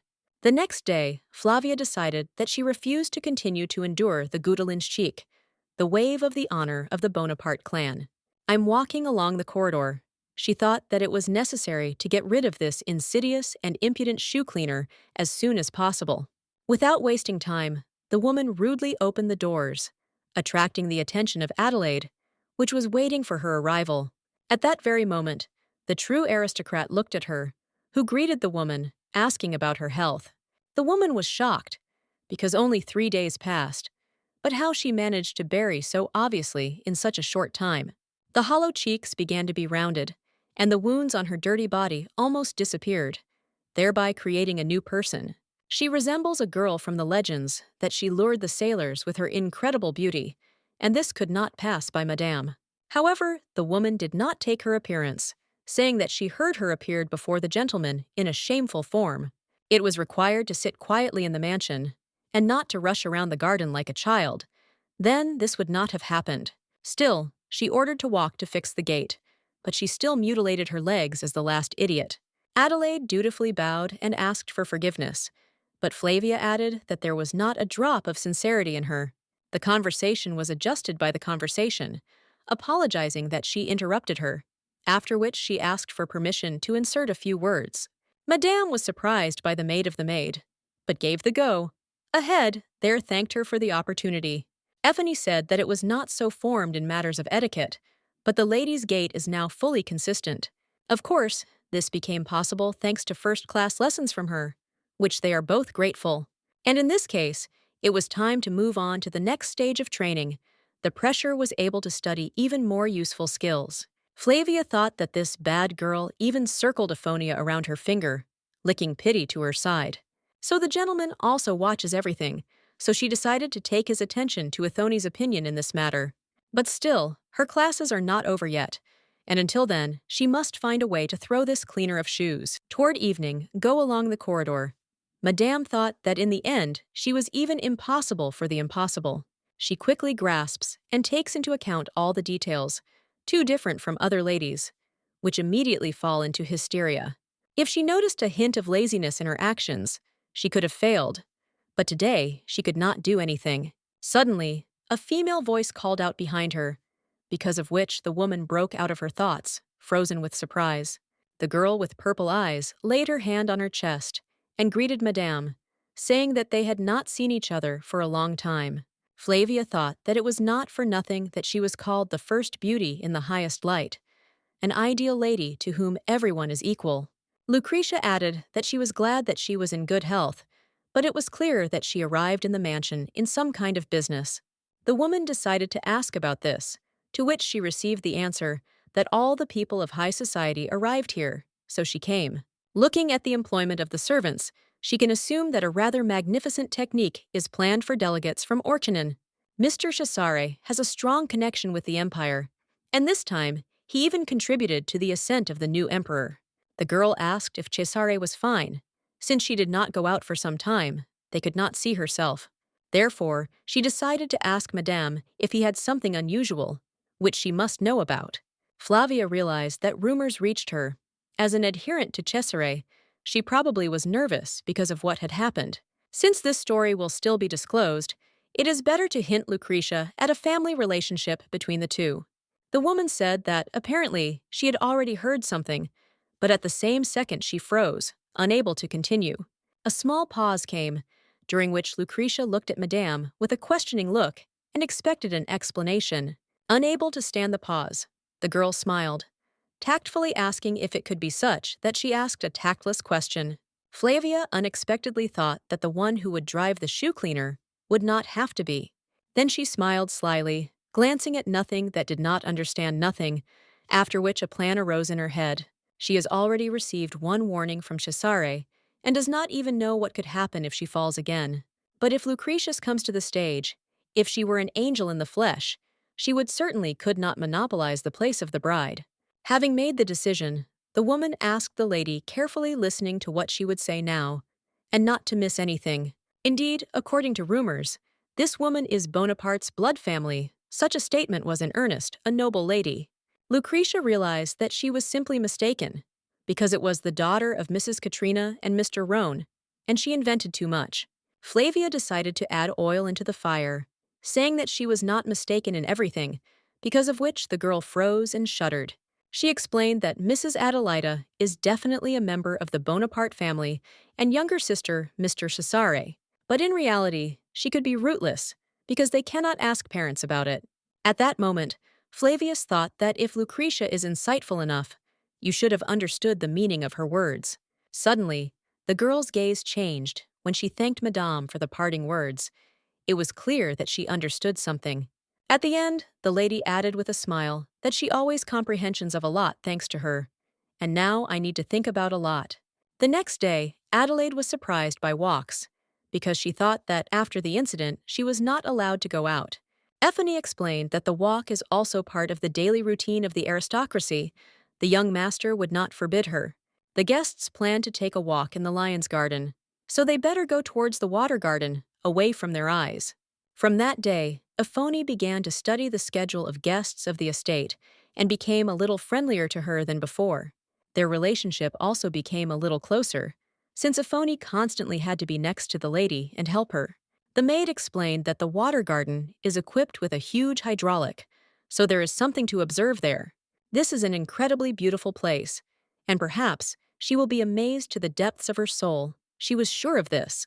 Adelaide smiled, thinking that this was definitely a common pity, but still she was pleased with such an attitude. However, the girl decided to restrain herself, only briefly thanking her, continuing to enjoy hot tea. When they arrived at the place, Adelaida realized that Effie was telling the truth, and this is a beautiful place in the whole mansion. And thanks to the air-nourished air on the heart, it becomes easy, because of which it was possible to spend a lot of time here. Suddenly they stopped, noticed that someone was already here. Turning his head, they noticed a girl and a maid. Lucretia, with his unchanging smile, also noticed them, after which they were politely greeted. Without wasting time, Ethanie hastened to explain to Adelaide who this girl, standing in front of her, froze in shock. She did not expect them to meet so suddenly, because she was not yet ready to enter into a real battle of noble lady. However, the girl decided not to retreat, greeting Lucretia as she taught her Ethone, so as not to fall into the dirt. The guest shuddered, after which she smiled, saying that she did not recall to meet her in salons or balls. Having lowered her head, Adelaida replied that all because she had not yet debuted in the top light, and no one saw her. Lucretia introduced herself, said that she belonged to the genus Della Valle, after which she asked what kind she belonged to. The girl was in no hurry to answer, realizing that the very moment came for which she worked so hard. Having gained air in the chest, she introduced herself to Lucretia, like Adelaide Bonaparte, after which she began to expect a reaction. The interlocutor was dumbfounded by what she heard, because of which she immediately shuddered, unable to believe her ears. She decided that this was a new joke that spread in a social society, although she only recently returned. After a period of self-reflection, she could miss a lot, but Adelaide replied that everything was the way she heard. She really belongs to the Bonaparte family, but due to a series of circumstances, she grew separately from her older brother. Lucretia decided to clarify whether she lives in the same mansion as Mr. Cesare, in the main wing of Bonaparte. Adelaide gave an affirmative answer, after which she heard the question whether she thought about leaving for Nati. After all, She has the opportunity to inspect the different corners of Santnar. The girl did not understand what kind of proposal this is. Having lowered her head, Adelaida replied that she was planning to stay next to her family in the near future, not leaving anywhere. After which there was a pause, during which the girls carefully studied the appearance and facial expressions of each other. Adelaide thought that the expression on the face of such a beauty is quite difficult to read, perhaps because she is a real lady. However, maybe she was too nervous. But at that very moment, she was surprised when Lucretia whispered about the obstacle. The girl raised her surprised look at her, but the interlocutor did not study anything evil or threatening. Instead, Lucretius only smiled sweetly, saying that it was very happy about their acquaintance, and she would be glad to communicate from now on. Before leaving, the girl wished that heaven and dew had protected her from the killers, thereby shocking Adelaide. While she looked inquiringly at the interlocutor, she immediately realized that she knew something about her real person. The next second, they watched as Lucretia, along with their maids, leaving them in thought. Effie said that it would be necessary to report this to the master, the content of the conversation, as well as words abandoned at the end. Let Lady Lucretius will not openly resist the will of the young master, but do not write off her from accounts. Still, barrier reefs can be much worse than an impending wave, so you should be vigilant. A little later, Lucretia sat in a carriage and sobbed, asking what to do while the maid asked what had happened. Through the tears, the lady explained Hazel that it seems Mr. Cesare was again fascinated by some kind of ownerless harlot. The maid could not understand anything, because she herself heard that this girl was the younger sister of Mr. Cesare. Lucretia replied that her hands could not belong to a noble lady, and he brought the girl from the street and called his sister. Moreover, if she never succeeds in holding the master, probably she will want to marry her brother Ezra. Hazel said that if everything is so, then she should not just sit and cry, and they need to do something. If she surrenders, this harlot will take her master from her, and perhaps she will be able to become a member of the de Laval family. Therefore, it is necessary to drive her away. And to the question of Lucretia, how? The maid answered that, to do this with his own hands. Continuing to cry, the girl replied that this could not be done, because she did not want to harm someone. It is scary. Hazel immediately regretted a gentle lady, after which she asked not to worry, because she agrees to help her absolutely everyone. Hearing this, Lucretius jumped up from her seat, after which she grabbed the maid by the hand and asking if she was seriously. She replied that she would do anything. The mistress hugged her, saying that she was happy that she had a faithful maid, until he saw Hazel. An evil smirk appeared on Lucretia's face when she said that her devotion would not forget. A few days later, violent activities reigned in the mansion. The servants were busy, and each was engaged in their duty. Adelaida, passing by them, thought that due to the upcoming method of weight, the mansion was standing on his ears without calming down. She herself headed further along the corridor to visit her brother, with whom she had not seen for a long time. Stopping near the door, she remembered that she was quite strictly warned against knocking before entering Cesare's office. Having discarded doubts, the girl opened the door, after which she went inside, and the guy told the master that the guest had come to him. Cesare was distracted from documents, after which he looked at Adelaide, but was in no hurry to say anything. At that very moment, he returned to the papers, with a smile asking the girl as her legs, and whether they went in order. Adelaide bowed, answering that thanks to his anxiety, almost all the wounds had already left and disappeared. The man cast a brief glance at her, after which they dry, and asked, was he worried because he didn't say this? Adelaide decided not to be led to this provocation, answering that she had only given tribute to courtesy and nothing more. However, this worked perfectly, because of which the Duke flinched, tightly squeezing the pen in his hand, surprised at its impudence. However, he decided to restrain his emotions, asking for what purpose she came, because now he was only distracting him. With naivety in the voice of Adelaida, she asked if she could at least be at least a little. Surprisingly, Cesare replied that it would not be easy. Then he asked, she is now here only for this question. The girl replied that she had just moved to the capital, and of course, wants to visit the Metropolitan Ball like any other lady. The man laughed, answering that he was not aware that his sister had such a cute side, because he had not seen her before.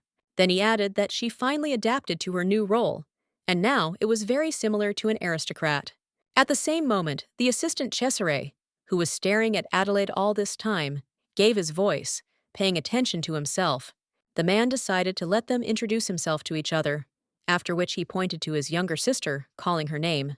Then he pointed to Gigi Manfred, who said with a smile that he was the personal secretary of the master. And part-time, he is the deputy corporation's Stallone, controlled directly by Bonaparte. Gigi said that she was very beautiful.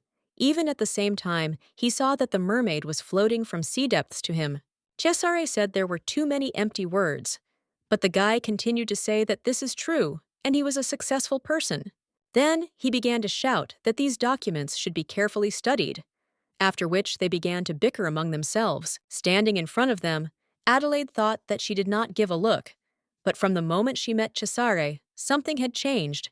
She does not leave her feeling that from her soul a layer behind the layer is cut off with a sharp blade, and she could not do anything about it. She decided to forget about the shoes with which he pressed on her sore leg, and about all the words that her heart wounded. Suddenly, Cesare asked if she met with Lucretia. He gave him iron that she received an entertaining warning. The girl answered in the affirmative, and the Duke added that if Phony is known about secular conversations than the shoe cleaner. He was interested in it, because why could she get this conversation if she knew that she was his own sister? Drawing ink on the parchment, he asked her to take into account that after the end of the reception, he would present a personal braquier to her. When Adelaida replied that she understood everything, the Duke let her go, after which the girl left the office, leaving the men. Cesare was satisfied with the conversation, while Gigi noticed that Brotherhood would arrive only after 2 days. This means that during the reception at which Lady Lucretius will be present, there will be no one to look after the lady. When asked if everything will be all right, Cesare replied that Bonaparte could hardly happen to her at Bonaparte's estate, after which he asked to cook 1 galley for him, but for the ship to be as old as possible, this is a necessary condition. The secretary accepted the order, thinking that he had come for happiness, and he would again have to engage in all sorts of stupid things. Meanwhile, people whispered at the ball that, as expected, Flavia Lorendan also arrived at the solemn reception. Someone heard that Mr. Cesare called her again, although it seemed to them that Lorendan had long lost his trust. Perhaps he intends to return it to the pedestal of society. Then it is worthwhile to worry about strengthening ties with Madame. The woman smiled, thought that their family had lost his position for a while. However, holding closer to Bonaparte, everything would decide. At the same moment, Lucretia turned to her, asking with a smile whether she enjoys this beautiful evening. Flavia replied that it was hoping that she had fun at the ball. She answered in the affirmative, because this is a reception of Bonaparte. She is glad to be in this place and outside the reception, since she is very close to the architecture of this beautiful mansion. The exquisite decoration and scenery are selected with taste. Mr. Cesare has a unique sense of beautiful. Suddenly, the girl asked if they could talk about things from which this beautiful mansion should be rid of. Flavia began to look back, answering, with regards to this topic, she had nothing more to add, and then everything depends only on her. Lucretia asked if she should personally discuss this with Mr. Caesar in this case, to avoid the omissions. Apparently, she has no choice but to tell him about the revelation of the origin of Lady Adelaide. The woman was shocked by such words, answering that it was just nonsense, because it was she who favored Lucretia. The girl replied that she was only a few upset, because the master trusted her, but she revealed her a common secret. Lucretia came closer, saying that she did not intend to confront her in this matter, since they have one enemy, and she just asks Madame to give her a little help in the general business, and their connection will be a secret. Flavia understood that this was a false smile. Behind her, a true evil was hiding, which would not allow her to escape in case of something. Having bitten her lip, she asked what Lucretia wanted. She, in turn, relaxed, being a satisfied answer. A few minutes later, music began to play, and dance time has come, during which almost everyone found a couple. Meanwhile, Adelaide sat in her chambers and prepared, while Aphone said that it seemed that the reception had already begun. When asked if she should go, the maid replied that she was not an aristocrat, so she does not have such an obligation. Why did she add that the lady should only appear in the ballroom, and all the attention will be focused only on her? The girl thought that if people notice all her weaknesses, then they would immediately cling to them with their teeth and would not let go. Effany said that preparation for reception is much more fun than the reception itself, because the ladies will never wear one outfit twice. A hat and an umbrella, gloves and dress, necklaces and earrings, even stockings and shoes. All this will have to be purchased every time again. So she will go to Bellastella Street every day to purchase another beautiful outfit. Even living in Camorra, she never visited this street. But this does not mean that the shoes cleaners were ordered there. It was just that place was so shining and beautiful that it seemed to her that she should not approach him. Even the name of boutiques built in a row resembled lines from romantic poems, which she still remembers. She decided to ask the maid to ask whether she answered beautifully there. She answered in the affirmative with a smile, supporting her. Suddenly, they heard a loud knock on the door, because of which they turned around, looking inquiringly in that direction. Effony said suspiciously that they were not waiting for anyone, but she opened the door, noticing her excited Flavia. Without wasting time, the woman greeted, after which she told the maids that she was in a hurry because she had some business about her. The lady wants to get another report regarding Mr. Cesare, but she needs to go in the record, and Effony should go with her. The maid was surprised that this was the chairman's request, but she could not refuse her, asking for 1 second. Then she turned around, telling Adelaide that she seemed to have to leave her for a while. She replied that she was not scary. The maid looked at the lady for the last time, feeling something wrong, but Madame reminded that the chairman was waiting. Without wasting time, they went out the door, leaving the girl alone, and Flavia finally glanced at her. In order to somehow dispel boredom, Adelaida sat on the sofa and began to read the book, listening to the melody from the ballroom. Due to the anticipation of visiting Bellastella Street, it is so excited that it is not able to combine letters into words. However, she did not manage to enjoy the book for a long time, as there was another knock on the door, which she did not wait. Raising her head, the girl asked herself who could be, because Effony could not return so quickly from the chairman. She was in no hurry to rise from her place, to open the door to the one who continued to knock for a long time, and persistently. When the knock on the door began to intensify, the girl froze, hearing a voice in her head who asked her not to open. She tried to understand where this voice came from, because this time in the room, except her, as if there was no one, what was strange. Adelaida decided that she just fiddled, when suddenly the door opened, thereby frightening the lady with surprise. It was a maid who apologized, saying that the situation is urgent, so she was forced to enter without permission. The girl exhaled calmly, since it was just a young maid, after which she asked her what was the matter. Heisel replied that the owner was calling her. Adelaide was surprised that her brother wants to see her precisely before her visit to the ball. Then she looked at the maid, realizing that something was wrong, but she urgently needed to find out what exactly. She looks too young for the maid in the Bonaparte estate, and her clothes are not in size, as she hangs from her. However, if Cesare really called her, then she does not even submit the consequences if she does not agree to fulfill his order. Grasping the shawl, she asked the maid to lead her, but she had to be on a guard in case of some danger. Having passed some distance, Adelaida asked where they're going. Hazel replied that the owner was waiting for her on the roof, but for some reason now, she definitely does not want to follow her. But now she has absolutely no choice. After all, Cesare is not one of those people who would begin to explain their actions to someone if he really expects her there. After a couple of seconds, the maid stated that they came, after which she began to open the door leading to the roof. A sharp wind blew, which immediately raised the air of the shawl of Adelaide, behind which she immediately ran to catch. Meanwhile, Hazel, who was watching her, realized that it would be many times easier than she could count. Apologizing to Adelaide, she pushed her in the back with a sharp and strong movement, wanting to throw her off the roof. Not expecting such a setup, the girl flew down, having only time to cast her an angry look, because she knew that something was wrong. A little earlier, people loudly congratulated the Duke, asking how he manages to be so incredible and irresistible. After all, not only is he the youngest person who became prior, he was also able to put on the throne of the prince of a neighboring country. After all, the current emperor is the cousin of Cesare, so the diplomatic benefit will be serious. The girls added that he was beautiful, and with a good family, with an excellent businesslike grip and magnificent political instinct. Others asked with whom this amazing man would go down the aisle, and whether Lucretius would bother him. Tired of secular conversations and praise, the Duke asked for forgiveness, after which he went out onto the balcony to take a breath a little. He sat down on a chair, after which he took out a cigar and made a puff, enjoying the silence, which he dreamed of from the beginning of the ball. Suddenly, he drew attention to the inscription on the ceiling, which meant initials that they were very familiar with Cesare.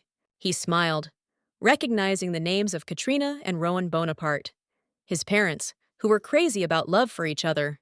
In the days of the ball, these two always danced with each other, and he was seated on the most luxurious chair in the ballroom, so that he does not interfere, in case of will cookies. Then they finally could be with each other for several hours. They were in their own world, where no one was able to interfere with them, which they used perfectly. However, this was too much for such a place, but nothing stopped them until today. Suddenly, Gigi went to the balcony, said that yes, we were already exhausted from the desire to see him. He was smoking in cigars. Looking at the secretary, he was surprised to ask what kind of stupid appearance it was. He came but an arranged technique, putting on a shawl. The guy began to show off, asking if he was going to him, but the Duke asked to stop and remove it until no one saw. Gigi explained that he was just walking, and the shawl itself fell on him from the sky, because the case is the greatest novelist in the world. The displeased Cesare asked if he raised it from the floor, after which he called him the poor, since he committed such stupidity. The guy asked that when he was getting off from Lady Lucretia, would he want to give his heart to some girl? After all, who knows? Maybe thanks to the shawl he has selected, he will be able to meet fate, which he himself is not aware of. Suddenly, his gaze sank to the initials that were embroidered on the shawls. They designated the name of Katrina Bonaparte. This thing of the mother used by Adele Vivi. He asked himself how it turned out that the shawl simply fell from the sky. Without wasting time, the man asked the secretary where he picked her up, wanting to hear as much detail as possible. At the same time, Hazel tried to throw Adelaide from the roof, but she managed to catch on the edge, holding her fingers. Trying not to slip, the girl said that now she remembered everything, and she was the maid that was under Lucretia. Hazel was frightened that she was opened, after which she heard the question whether she forced her to do so and go for it. Then she asked to give her a hand faster, because all the wine would not fall on her but on the mistress. But she received a sharp refusal. Adelaide called her a fool, after which she asked how she thinks whether she would leave her Lucretia alive after that. The maid stepped back, trying to understand what she was talking about, because she knew that her mistress was far from a bad person. However, Adelaide tried to explain to her that she would kill her so that no one would recognize the truth. These words were even more frightened by her. The girl again asked her to give her hand, but the maid refused, shouting that her lady would never have done so. Instead, she ran to the edge of the roof, starting to put her legs on the fingers of the Adelaides so that she would quickly fall. After a few seconds, the girl could not stand the pain, after which she released the edge of the roof and went into a free flight. The youngest prior, the head of the Bonaparte clan, a man gifted with the greatest love of fate and gods, managed to save her. And such a person now lies on a cobblestone pavement, looking at the stars, while the girl fell on him from the sky. Dissatisfied with what was happening, the Duke barely audible cursed. I can't imagine what would happen if he had not been nearby. Rising, he asked the sister whether she was in order, but it was not noticeable that she was getting hurt somewhere. Suddenly, he froze, noticing with surprise a trembling that made her body, because she thought that she had come to an end. The man joked, saying that if she did not allow him to touch herself in response, he must stop pawing his chest. This acted instantly, because of which Adelaide sharply pulled away from him, and Cesare was surprised at her behavior. Looking at the roof, the girl said that the maid, in the uniform, pushed her from the roof, also said that he called her. The Duke was surprised, answering with a grin that he did not call anyone, after which he looked at the roof, noticing a runaway silhouette. At that very moment, Adelaide said that she was absolutely sure that it was a servant of Lucretia, who was sent by her. First of all, Gigi quickly climbed to the roof, after which he began to look around in attempts to find the culprit. Then he caught his breath and called out to Cesare, shouting that the criminal was too nimble, and he could not grab her in place. The man asked in response why he even climbed there, because it is obvious that she had already escaped so as not to be caught. The secretary did not hear anything, asking to speak louder, but the Duke completely ignored his requirements. Instead, he drew attention to Adelaide, asking. She was about to come to his room in this form. The girl covered herself, answering that her shawl flew. Cesare said that the shawl was not a chainmail, it was worth pulling her away, and that's it. She said that it was urgent. The man asked if she would have agreed to sleep with someone, since the matter is urgent. Adelaide did not answer, instead of which she looked away, hoping that they would finish the conversation as soon as possible. Cesare did not look away from her, but he completely did not understand what she was thinking about, trying to see something on her face. Then he got up from his place, taking off his jacket and throwing him over the girl so that she would not freeze and did not get sick. The surprised Adelaide thanked him, not expecting such a gesture. The Duke did not answer, straightening his hair on his head. Then he tried to get up, but suddenly felt a sharp pain in his side, because of which he crouched and groaned, trying to breathe. Adelaide turned in his direction, asking worried if he was hurt, after which she paid attention to his side. Looking at the girl, Cesare, with a stone expression on his face, was surprised that the shoe cleaner is now worried about him. Then he drew attention to her legs, which practically healed, asking if she forgot how he stepped on her. Then he replied that if he said that he was hurt, whether she was leaning after him in the bedroom, taking care of his health. Their faces were at a dangerous distance from each other, but at the same moment Gigi ran up to them, asking if they were whole. Cesare rushed in displeasure towards the secretary, who froze sharply, trying to understand what he earned such a look. 20 minutes later, they sat in his office while the doctor was treating the Duke's wound, tried to do everything as best as possible. Then he said that, fortunately, the bruise of the internal organs is not very serious, and serious injuries were avoided. However, for some time, it is worth refraining from physical exertion, and for the period of recovery to throw cigars. Also from tomorrow, he needs daily compresses, so he will send a person. But the Duke refused. Adelaide thought that because of his attitude to business, she had to follow the maid, although it seemed strange. At the same second, the doors opened, and Effene flew inside, who fled to the young master to report. She chattered that she was engaged in searching for my lady because she was gone, after which she asked what happened.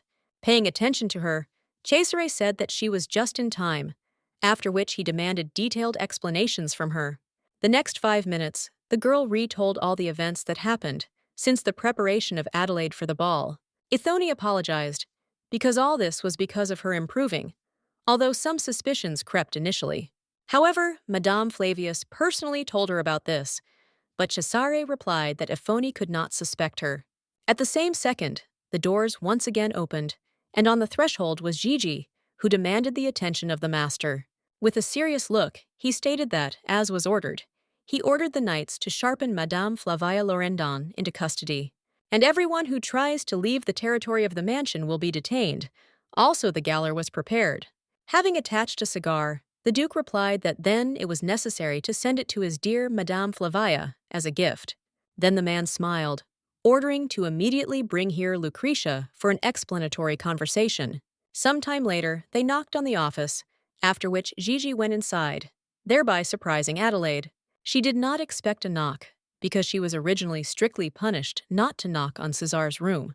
At that very moment, the girl drew attention to the Duke, who crossed her arms over her chest, saying with a smile that she was quickly. Now she understood the reason for this ban. The knock was a conditional sign, warning of danger and giving time. Placing the sofa, the man with a smile asked Adelaide to sit next to him so that she was present at a conversation. They were announced that Lucretius della Valle had arrived, and Cesare again asked to move even closer to him.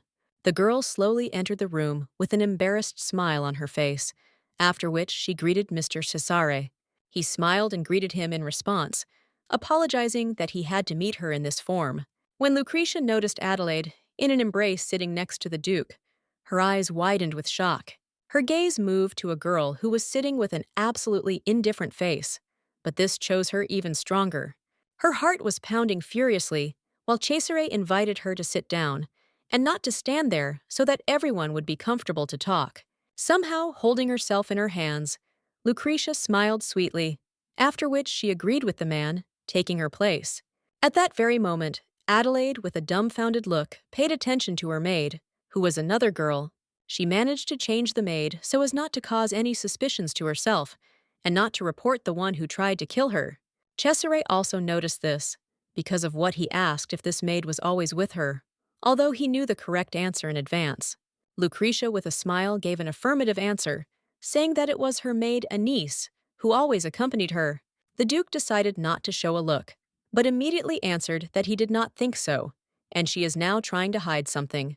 However, the girl stood firmly on her, stuttering that it was this child who served her all the recently. In confirmation, she decided to ask the maid about it. She only nodded in response, without saying anything. Cesare said that Lucretia has fast handles, and if not for the story of marriage, she would be an ideal business partner. The girl did not expect such a comment, because of which she blushed more, thanking him for such flattering words. The man was surprised that she seriously thanks him for this, but it turned out that the girl agreed with his words. Adelaide thought that, in her opinion, it is obvious that she had already forgotten about an attempt to kill her, and she only thinks about Cesare. At that very moment, the girl realized that she was simply not in her mind, and she could not think about anything except the Duke. After a small pause, Lucretia said, in surprise, paying attention to the half-naked torso of the man.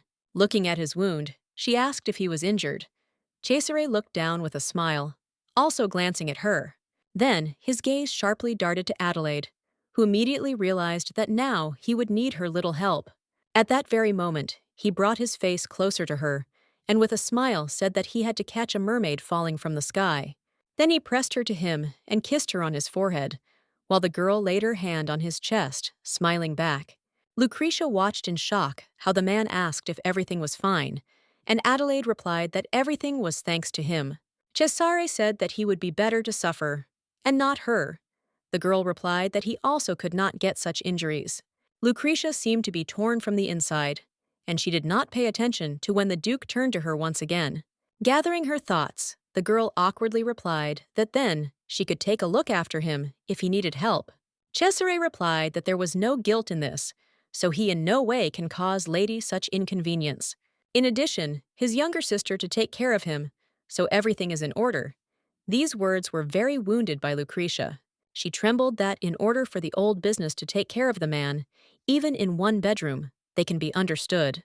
But the response to this, the Duke only laughed, since her words were caused exclusively by jealousy, which she did not hide. Then he said that she was his younger sister, and he even thought that it was somehow sorry to give her into her brother's hands. Such a statement was even more angry with Lucretia, because the words of the Duke were said ambiguously and had subtext.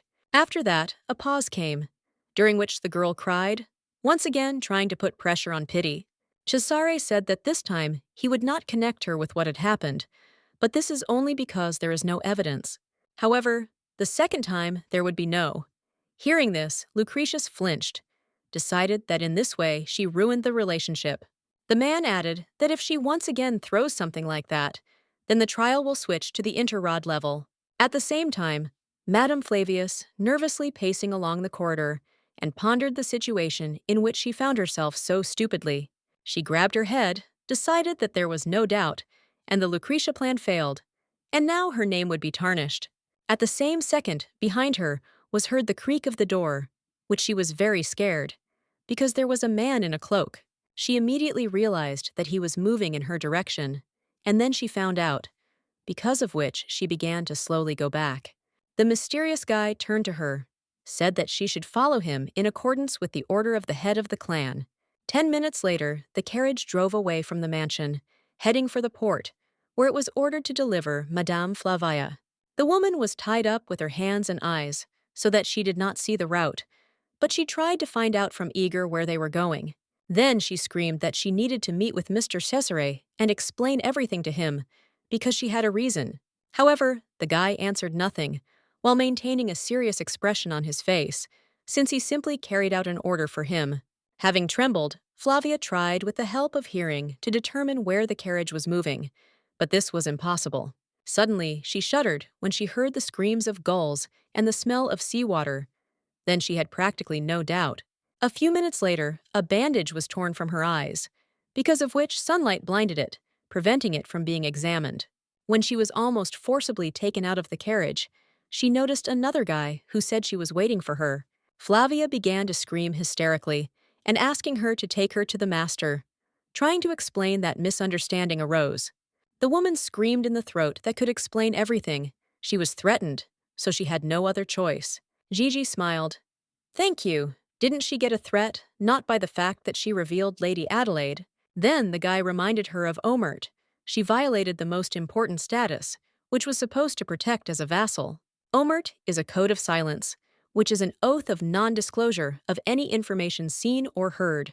All members of the nobility are connected with this oath, and those who violate it will receive due retribution, proportionate to the violation. Flavia realized that she would not be allowed to escape, but still tried to explain that she just gave her a hint. Putting his head and continuing to smile, the guy replied that, apparently, her hint was extremely exhaustive. Then he turned around, said that this was not his business, after which he proposed to finish with formalities and get down to business. Pointing to the ship, Gigi explained that it was built in 840, and now a lot of food has been loaded on board. In addition to food, there are also essential items like soap and candles that can help on the way.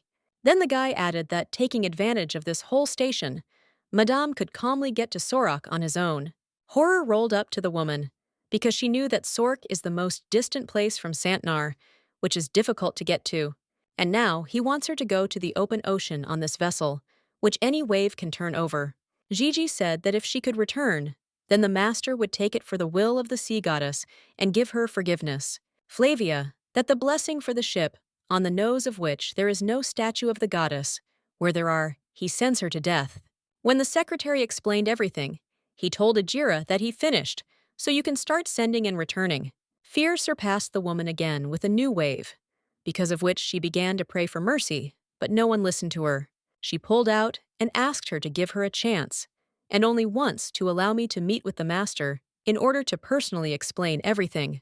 Completely ignoring her requests, Gigi waved her and wished him a happy journey, asking him to beware of the jealousy of the goddess.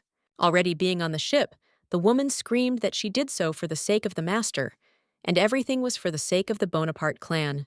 At the same time, Ithoni helped Adelaide to take a bath, noting that she really had not suffered anywhere.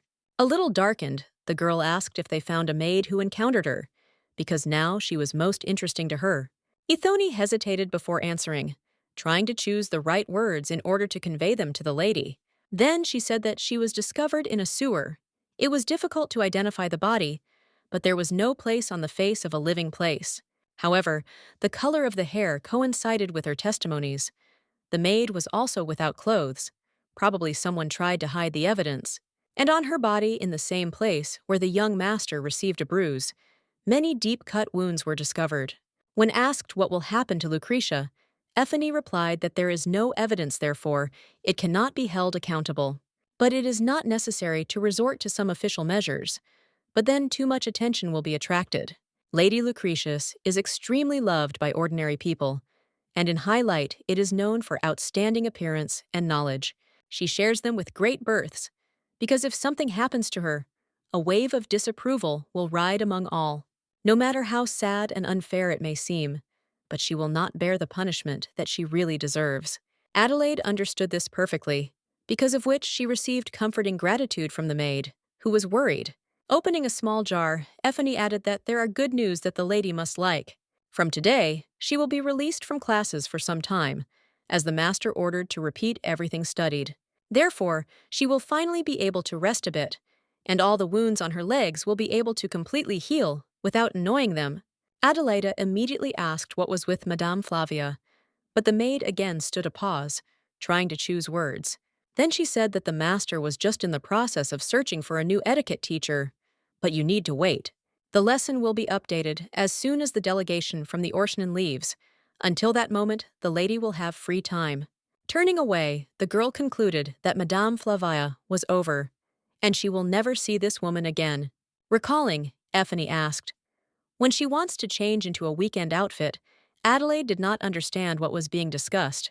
The maid explained that the lady will treat the young master, so she will need special clothes. The girl was dumbfounded by such a turn of events, as she did not expect that she would really deal with Cesare's wounds. After half an hour, The Duke lay outdoors when he suddenly paid attention to the girl who arrived at him. The man met his sister with a smile, who stood in front of him with a tray in his hands on which there were medicines. Putting the tray on the table, Adelaida asked where it hurts, after which she looked in his direction, her eyes widened. The girl looked with admiration at his muscular back and a strong relief that could be seduced by anyone. She could not take her eyes off the wide shoulders, the accurate camp of beautiful lines of muscles that form a narrow waist. Several scars from a sharp blade on the torso add its hazard image, as well as a mole just above the waist. Turning his head, Cesare said with a smile that she was admiring for too long, which could cause him suspicion. The girl immediately came to her senses, consciously that she really stared at this man too long. She immediately asked herself, completely foolish, after which she tried to explain herself, but she could not find the necessary words. Cesare said that he was quite charming, but do not get excited, no matter how beautiful this look. Adelaide was indignant and said that there was no such thing. The Duke turned away, answering, for example, he believed. Then he plopped down on his stomach, allowing the girl to start processing the wound, since she came precisely because of this. Adelaide swallowed, realizing that she had just got into a rather awkward situation, but she was here for the sake of another. He began to ring the instruments. She asked why he entrusted her treatment. She wanted her no special skills. Cesare lazily replied that there would be a lot of noise from Giotto, and a phony would have complained endlessly, which was very annoying. In addition, he received this wound because of her, whether she had to take responsibility for what had happened and heal his wounds. Adelaide could not argue with this, after which she picked up the scissors, which to start cutting the bandages before processing. With neat movements, she began to cut the white fabric, the layer by the layer removing the bandages, trying not to hook the wound. With a sigh, she asked herself why she was so nervous, because nothing out of the row was going out. However, now she had the feeling that she was in the same room with a wild beast, and there was no way to escape. After that, she reached for the jar, saying that now she would apply an ointment, and then began to apply it into her hand. Looking at the man's back, Adelaida thought that abrasion was much more than she thought, and he probably was painful. Then she began to slowly apply the ointment, noticing that it begins early from the back and extends to the chest. The man shuddered when she asked to turn a little, because she did not reach the wound on her chest. The Duke replied that he did not want to. The girl tried to ask him to turn out at least very little, but he refused. She decided to go the other way, asking for permission to climb his bed for a while. This surprised the man. However, he smiled, answering that this is not necessary for this, thereby giving the girl a complete access to the bed. The expression on Adelaide's face did not change when she briefly thanked him, after which she asked for forgiveness. Following, she climbed onto the bed with a sharp movement, simultaneously holding the dress so that it did not accidentally lift it up. So it was much more convenient for her to process the wound. So she, without unnecessary thoughts, directed her hand to his chest. Suddenly, Cesare proposed to finish with this performance, after which he dropped all the medicines on the floor with a sharp movement. With a sharp movement, he grabbed the girl by the hands, after which he threw him onto the bed, preventing her from escaping. On that day, when the shoe cleaner fell from the bell tower, no one asked her if everything was in order, even the Duke himself.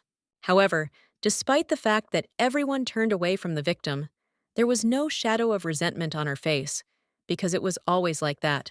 On the contrary, anxiety was read in her gaze aimed at her, but basically, no one paid attention to her.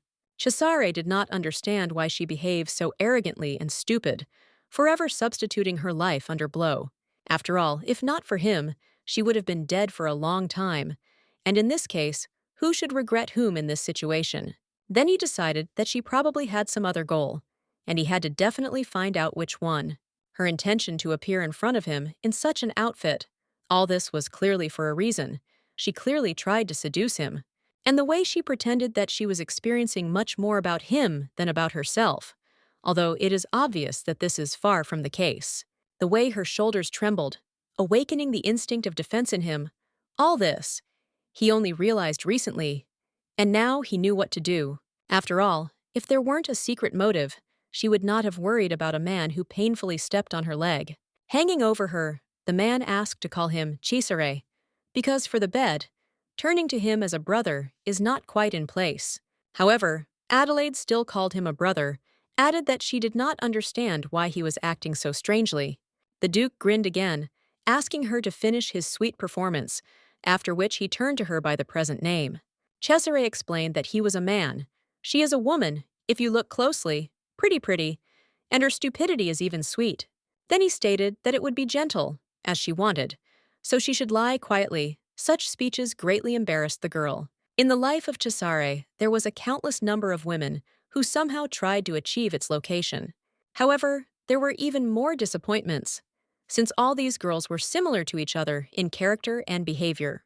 Therefore, the younger sister should not have become one of such women. But in the end, everything turned out wrong with her.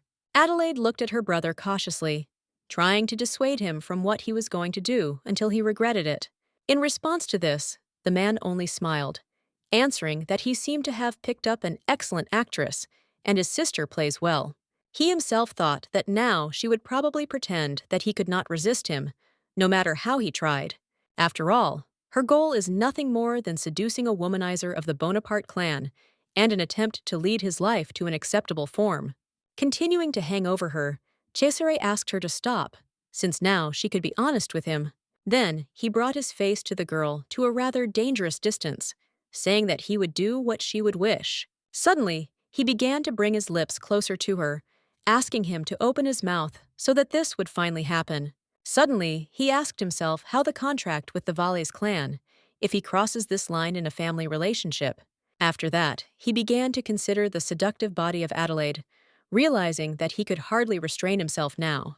Then, he decided that let the next generation be responsible for this, although they will probably consider this unjust.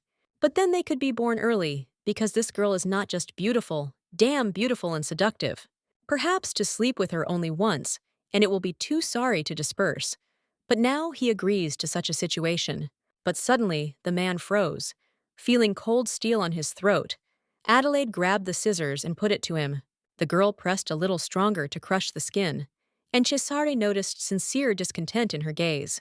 But instead of fear, a smile appeared on his face.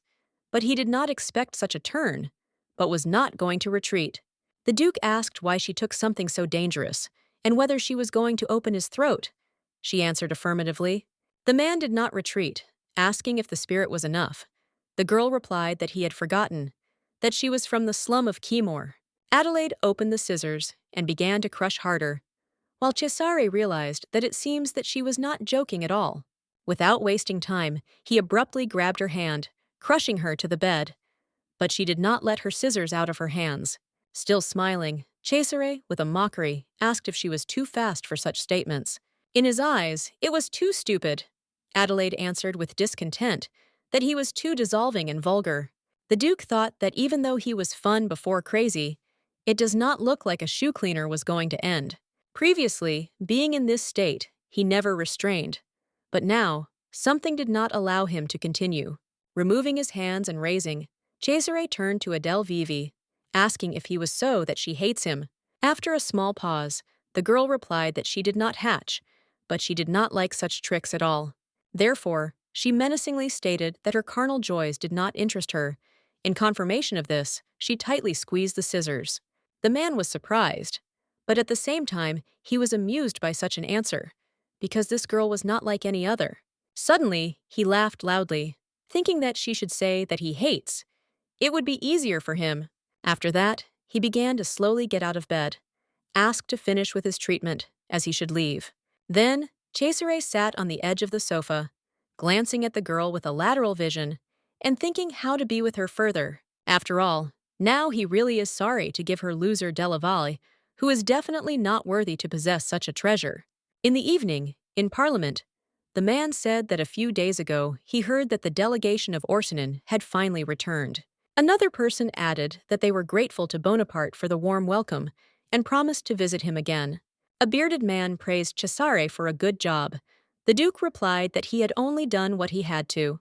The man added that rumors reached him that during his last reception, he called Lady Lucretia to his office. Then he asked whether they should expect good news. But the Duke withstood a short pause before answering. He said that the reason for that conversation was not at all what they thought about. but he had something to tell her.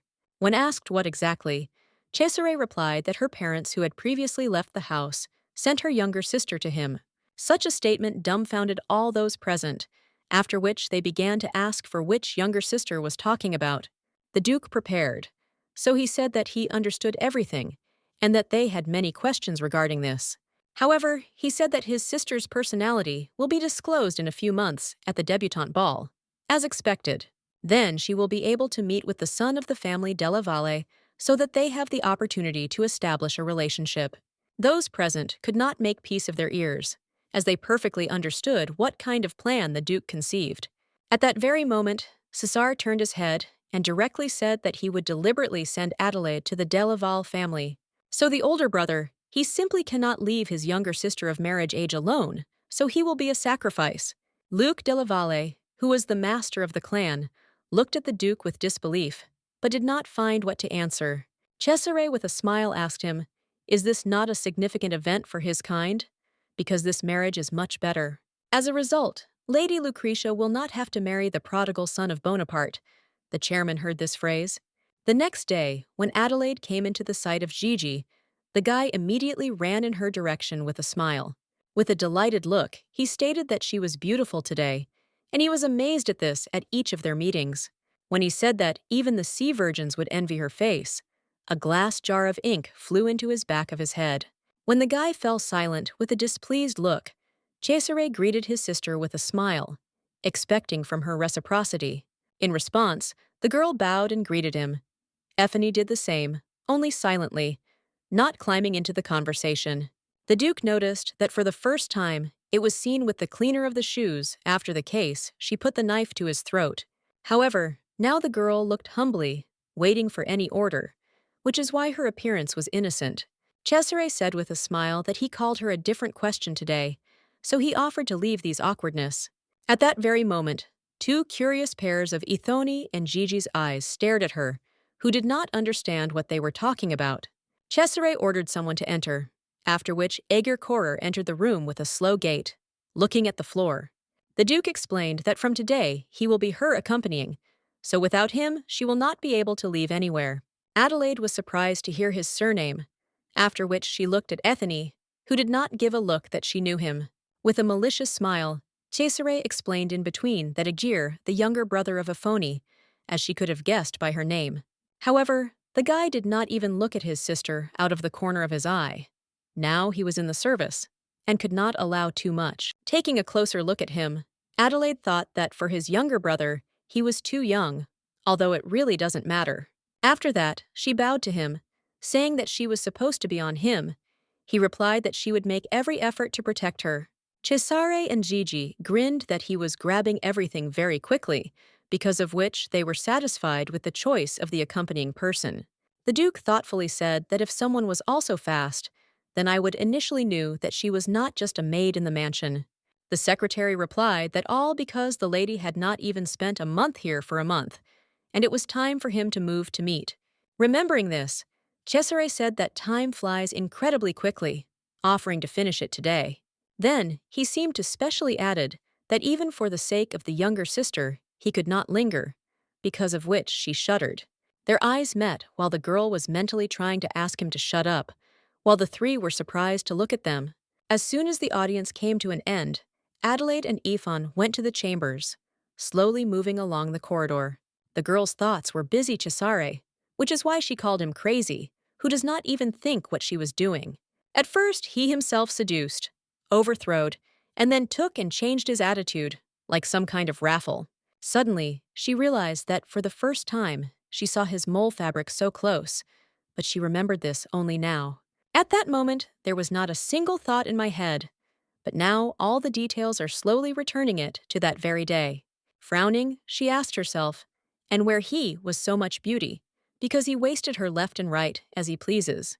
Obviously, he is a womanizer and a villain, but she definitely does not like him. But she was very excited about something. When they began to go down the stairs, they were met by the butler Ernst, who immediately called out Effie. The maid quickly went downstairs, asking anxiously what happened. The butler hesitated before answering. Then he began to actively whisper something in her ear. and Aphoni's face quickly changed and turned pale as he heard. Suddenly, she flinched, and thoughts and ideas quickly flashed through her head. How to organize everything as soon as possible. With a worried look, she asked him to convey that they would take time to put the outfit in order. The butler hastily retired, after which Aphone turned to Adelaide, saying that the chairman was waiting for her, and now she should go up to the Star Hall for an audience as soon as possible, which cannot be ignored in any way. Tailing the dress, Aphone said that the chairman was looking for a meeting with her, as the master revealed the fact about her, and she probably learns about their contractual relations, no matter how they hide. This bothered the maid all this time. However, she should never lie in any case, and if she gets a tricky question, it is better to simply remain silent. Adelaide nodded, but did not answer, mentally preparing for a conversation with her grandmother Cesare, who did not know much. After a couple of seconds, Aphone said that everything was ready, after which she wished her good luck and sent a lady to meet. When the girl first stepped into the Star Hall, the enthusiasm against the incredible beauty of the room immediately appeared on her face. The interior of the hall, made in dark colors, sharply contrasts with the fresh atmosphere of Santnara, which surprised. However, at the same time, this place literally blinds with its radiance. It was true beauty, accessible to few. A gray-haired woman with a short hairstyle was already waiting for her, turning her head and holding a kettle in her hands, thereby inviting. Adelaida decided that the first thing was to introduce herself, although it was customary to wait for a greeting from the elder in society. However, this situation is an exception, since the chairman herself was in front of her because she bowed. After greeting, the girl added that, to her shame, she was late with the performance, and then called her name. The woman did not answer, carefully looking at the girl who froze in a bow, waiting for an answer.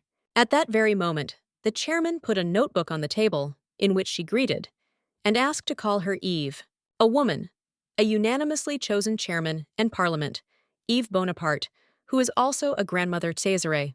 This is a well-known fact, that she was chosen due to the fact that she had universal recognition of her outstanding abilities.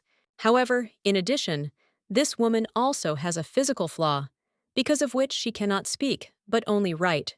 She recognized this much later than her appearance in the mansion. At the same moment, Eve asked how her tea was. I tried it properly. Adelaide politely replied that he had a wonderful aroma, and she was very grateful for him. At that very moment, the woman again began to write something, loudly struggling the first on parchment, dragging on a pause. The girl tried to understand what she wants to talk about, since she could not formulate the question, changing the sheets. A second later, Eve told her that she was very lovely. Adelaide was embarrassed. I will answer that she was flattering her. Then she wrote that she probably liked Cesare. Such a statement made the girl frown. Without wasting time, the woman asked if there were any inconvenience or claims in her life in the mansion. Adelaide tactfully replied that the older brother is very sensitive to her, so there is no inconvenience. Eve smiled sweetly, while he was inquisitive whether he took care of her well, and then began to ask exactly how. Having a sip of tea, the girl tried to gather her thoughts and find the right words to answer a similar question. She asked herself whether his desire, aimed at her younger sister, would be a worthy example. As a result, the chairman decided to ask directly if they had a love affair with Caesar, hoping for a negative answer. Seeing this question, Adelaide shuddered, although she expected that sooner or later she would ask about it, albeit directly. Pursuing her lips and putting the cup on the table, the girl firmly replied that in no case could there be such a thing between them. Eve still continued to attempts to find out the truth, writing that she could speak frankly because she is on her side. Adelaida answered with confidence that this was simply impossible. She would not have dared to think of such a thing. However, such an answer did not convince the woman, after which she wrote that her origin did not bother her at all. The girl asked not to experience her, because she never had such intentions towards her brother. Eve looked more closely, because of which she noticed a rather harsh, cold, and confident gaze of Adelaide. Then she wrote that she thought, all this was just a farce, and if they were in love, she would send her to another family. The girl was dumbfounded by such a statement, but she did not answer, expecting that she would write more. Eve said that although it sounds so-so, their family kinship would look even worse in such a situation.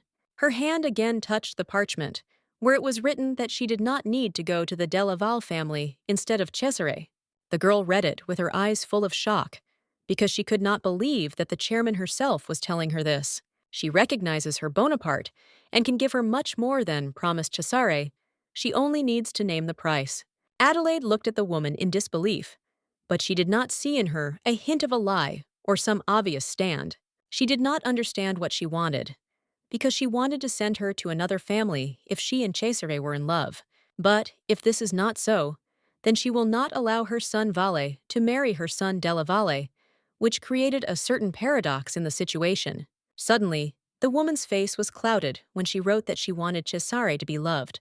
He could not know happiness in childhood, and to this day nothing has changed, but this will become possible with Lady Lucretia. Adelaide was especially lingering on the last phrase, not knowing how to respond to a similar decision of a woman. Suddenly, the doors swung open, and Cesare came to them, saying that his dear Madame Eve was sometimes very curious. Then he grabbed her notebook without demand, starting to reread everything from and to, reproducing their conversation in his head. Then a smile appeared on his face, after which he stated that they were bored, since the conversation came about this. Suddenly, he threw a notebook over his shoulder with a sharp movement, depriving the chairman of the opportunity to speak with them. However, this did not upset the woman. Instead, she set her grandson to her cheek to kindly kiss her grandmother. The Duke said with a smile that he was glad to meet, but they need to visit somewhere, so he was forced to steal his sister. Taking Adelaide by the hand, Cesare turned to Eve, asking her to remain in good health until their next meeting. After that, they left the hall, leaving the chairman alone, and the girl finally wandered off. Before the doors finally closed, she managed to nod quickly and notice a smile on the woman's face. Walking along the corridor, Cesare asked that with Madame's proposal, she replied that she refused, to which she had praise. The girl was surprised to notice that he was mistaken, because in this side a way out of the mansion, where they did not need. Cesare replied that he had previously said that they needed to visit somewhere. The girl realized that it was not just an excuse. The man added that he was going to accompany her instead, which every lady dreams of visiting with him. Some time later, Adelaide was surprised to think that she did not expect that she could once sit in this carriage. Quadriga Bonaparte is a luxurious and expensive carriage, famous so much that even a couple of times was mentioned in newspapers. Due to the small size, it was difficult to lay wide roads in Santnara, which was difficult to go on a carriage. Therefore, the fact of owning the crew meant the belonging of this person to the prestigious and noble family. They say that when a carriage drawn by 4 horses rushes around the city, the country shudders from Bonaparte's greatness.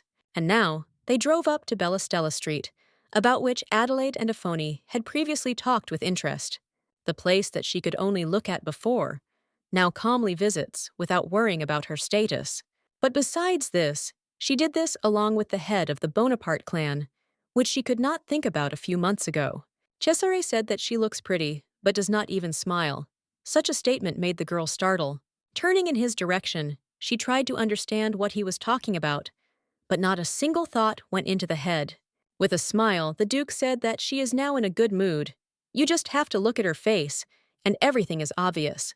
Adelaide replied that the majority did not see differences, but all because she was for the first time in a similar place. The man decided to ask, if she likes something, then why hide emotions to such an extent that no one saw? He invited her to just smile, since she has such a beautiful face. She should walk with a smile on her lips. But then he suggested that she did not like the escort in the person of the libertine, so she now looks so dark. Adelaide was slightly excited, but replied that she did not like it, and his company is more than acceptable for her. Cesare again asked that if this is not the case, then maybe she was completely interested in any occupation with him. Frowning, Adelaide looked at him, asked for why he has been behaving so strangely lately.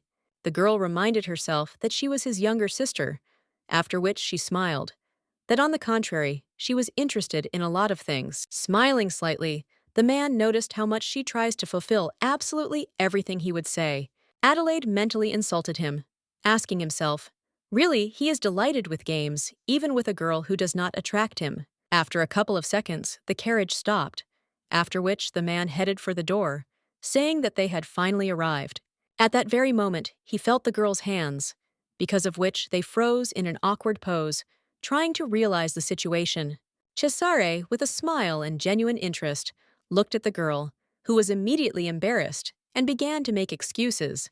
She was about to open the door herself because she was worried about his bruise, and she had no hidden intentions. The man turned his head, answering that, judging by the notes of the notepad of Madame Eve, she very fiercely denies this. The girl wanted to say something, but Cesare sharply opened the door, saying that his pride was seriously hurt. At that moment, a man fled along the street, shout loudly that the blue star had arrived, as if urging everyone was preparing. In all buildings, the Homan immediately began. The workers shouted that everything should be perfect to meet the master. No one knew whether he would look into their boutique, but for the sake of sales this month, he was simply obliged to go and buy. A few minutes later, Cesare and Adelaide entered the jewelry store, after which they began to look slowly. The girl standing behind the cash register, stuttering, greeted them in Bottega di Vizio. It was clear that she was very nervous. Cesare, on the contrary, greeted her with a smile and looked completely relaxed, as he was here. He then said that he arrived to choose jewelry that was perfect for his younger sister. He immediately noticed that those that are represented on the windows look inconspicuous, which means they are not suitable. He politely asked them to take out copies that would correspond to Bonaparte, so that they would not lose time. To begin with, she decided to present them with a 15-carat diamond ring, absolutely transparent and without a single defect. Next, there was a small but spectacular necklace of 9 time rubbish-cutting pillows obtained in the Mogok region. The main element, thanks to the cut, the rose acquires a bright, almost bloody red color in compliance with traditions. To the left, they can see a 10-fold ruby pendant. This is a rare thing with a beautiful velvety texture. Each of these jewelry is the best and was selected in accordance with the high standards of the store. Lisa, who was the owner of the Bottega di Vizio, smiled sweetly, but inside herself said that it was all the trump cards of her boutique. Meanwhile, Adelaida considered jewelry without much enthusiasm, because of which Lisa was seriously frightened. Cesare noticed that she did not look enthusiastic, although to agree that in the casket of his mother, like a bulk. The girl replied that she simply could not choose. Since all the jewelry is fine, the man offered to buy them all. The Duke quite said that, nevertheless, Lisa's recommendations came to her liking, although she does not show her delight. Therefore, he personally asked to bring something more suitable so that they could choose the best of the best. The hostess gladly agreed, mentally imagining what a lot of money she would receive when Cesare to buy. However, she could not believe that it was Cesare's younger sister, after which she began to look for the right box. Looking at the girl, Lisa did not know whether it was or just a performance, but, in appearance, she was just an aristocrat. Otherwise, she does not know how to explain this special fleur of luxury and nobility that so fierce comes from her. Even simple noble ladies have no special reaction to all these catchy jewelry, and she thought that she could offer her. She understood that it was especially picky when she suddenly dawned on her, after which she decided to go the other way. Opening the box, she said that this product is not so valuable. However, pearls are perfect for the lady. Cesare was satisfied with an unusual approach to business, after which he reached for earrings to examine them better. He immediately asked Adelaide how these earrings were, but they did not cause much delight on the girl's face. She opened her ear, explaining that she still did not pierce her ears, so this can become a small problem. Lisa was dumbfounded, because usually the ladies pierce her ears at a very young age, so she did not teach this moment. The Duke laughed, saying that it seemed that his mother raised her daughter quite conservatively, since he had not taken care of it. Then he decided that you can simply attach them to the ear and evaluate them to understand whether they are suitable or not. Adelaide completely opened one ear, allowing her brother to attach an earring, after which he asked if they were going to her. The man was pleased with the appearance, and Lisa could not choose words to describe the beauty she looks at. Continuing to stare, she thought that there was a very unusual atmosphere around her, which causes delight. The man asked to pack the earrings separately. The owner immediately agreed, saying that he would prepare everything right now. Having put the earring back, Cesare said with a smile that she personally did not attract anything, that he had a little upset him. Adelaida replied that there was something, and it was his brooch. The man lowered his head, noticing the gold jewelry. Having removed her from the jacket, The Duke handed her the girl, saying that she was nothing special in her, and it is strange that she liked her. Lisa noticed that this accessory is definitely perfectly combined with the magnificent appearance of the Duke. The design was rustic, but this small little thing fit perfectly into his image, thereby embellishing it. Adelaida presented jewelry to Cesare's face, saying that it was a brooch in the color of his eyes, that it looked great. Then she smiled, saying that she liked it, after which she began to expect the Duke's reaction to such a statement. Lisa thought that these two had spent all her life in separation, but whether they could have kindred feelings for each other. The girl decided that in your place she could not let her go so easily, because she was too beautiful. Suddenly the man laughed, bowing his head and saying that sometimes women scare, but it's even funny. Then he asked Lisa to create something from a similar stone. She replied with a bold smile that she would do in the best. At the same second, the Duke turned, saying that they had to go to the next boutique. Since they still need to buy a lot of things, they spent a couple of hours for purchases, after which they returned to the carriage to go to the appointed place. Cesare asked if she loved jewelry. Adelaida asked, in response to whether such women exist. However, the man did not retreat. Asked why, then she did not look particularly satisfied after such a purchase. With an indifferent look, the girl replied that she still could not pick them up when she came to leave him. The man shuddered when he heard such an answer, since she was absolutely right, and he could not deny it. In fact, today's purchases were made not for the shoe cleaner, but for the sake of advertising the younger sister's project. Yes, and he will not be able to get a passionate kiss from her in gratitude for the bought jewelry, as with other ladies. Suddenly, Cesare noticed that Adelaide sighed, staring at a boutique that interested her. Without wasting time, the Duke knocked on the glass, thereby informing the charioteer that he had to stop. When asked what she was staring at, Adelaida replied that she just saw one boutique. It was interested in the Duke. She stared at the secretary, after which she admitted that she had already seen him from afar for a long time. Cesare replied that this is a cheap shop. The lace purchased today will be 3 times more expensive than the most valuable thing there.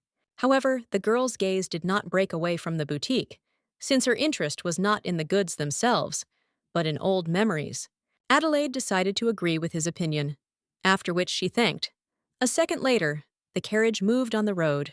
That evening, Effie said that let it be about the Lord, but he spent an impressive amount of money. Although this relief for her, because before that, she had to decorate her only in what was already in the mansion. Still, dresses emphasizing the figure are perfect. Adelaida replied that his brother personally chose him yesterday. Then the maid pointed to shoes, asking what pair she wants to put on, since now they had a rich choice. The girl suggested choosing a fairly bright photium color shoes, so that she contrasts with a new dress. Suddenly, Eager approached her, saying that he would help her to put on her, as this is included in his direct duties. After that, the guy sank to one knee, taking the shoe in his hand, starting to carefully wear it on the Adelaide leg. The girl was not embarrassed that the guy was shocked on her.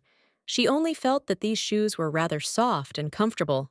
They are completely different from the shoes that Madame Flavia gave her, which made her only more comfortable. Suddenly, Adelaide shuddered when she noticed a gaze of Agira, but the guy did not say a word. The girl decided to clarify if he wanted to ask something. The guy answered negatively, take his eyes off her.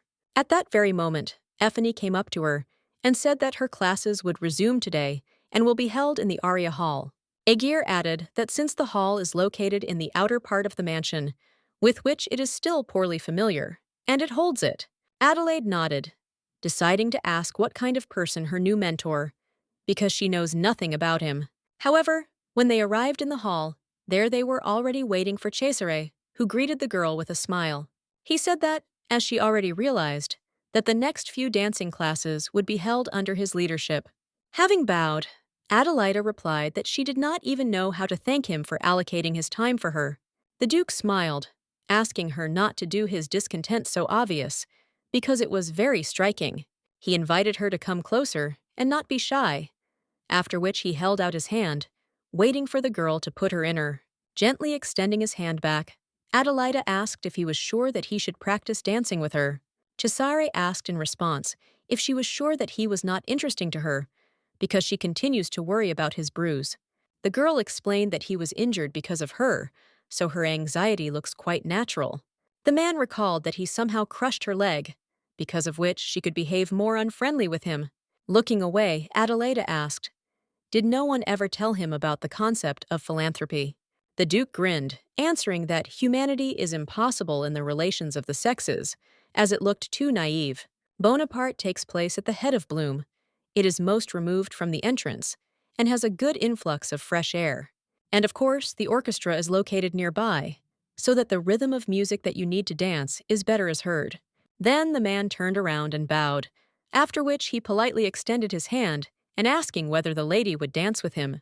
The girl accepted his proposal, giving her hand, but the expression on her face did not express any emotions. Having kissed her hand, Cesare explained that those who are addicting with this gesture are marshy, so they need to kick them. He then explained that the leading hand should be relaxed, and the other, on the contrary, is tense, which gives control. While they were standing still and did not start, the Duke asked if she knew that this was far from the final Valtteri pose. The girl did not answer, while Cesare said that it seemed a little excited than surprised Adelaide.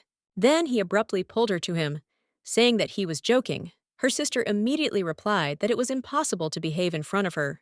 Cesare agreed that it was impossible, but he would, after which he asked if she knew what the nobility of waltz was enclosed. The gentleman should be attractive, and the lady will be beautiful. He will lead. She just needs to follow him. After that, they started a dance during which the man led without stopping, and the girl tried to keep up with him. Their pace increased with every second, and Adelaide stopped more and more confident in its movements. Suddenly, Cesare threw his face on her. With a smile stated that she was well done. The girl did not expect such praise. In the last movement, he bent her back, holding her hands, thereby making the final movement.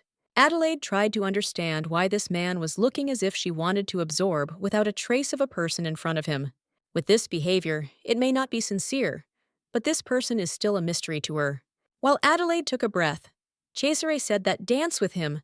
There is no need to lift up your bar too high. Indeed, in Forniti, there is no another man who is dancing as well as he, no matter how he searches. The girl agreed with his words, because of which he shuddered, not understanding what exactly she had in mind by consent. He added that if she suddenly begins to be capricious, saying that he would not go to Ezra della Valle, it will be very bad.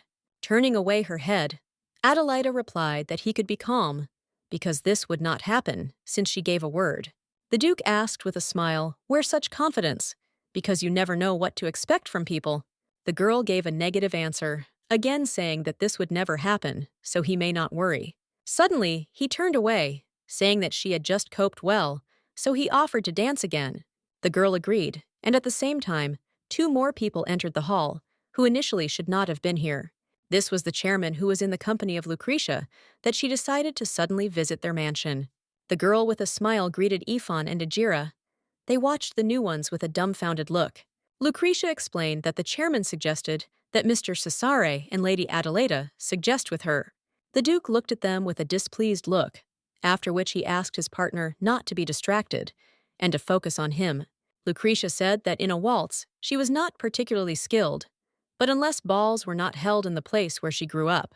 Suddenly, she suggested that the mistress was also not known about her past, and she would not be easy with such skills. The woman agreed, because many guests gather at the balls arranged by Bonaparte, and they will put pressure on her. Frankly, if not getting used to it from childhood, it will be difficult, so the lady should not despair.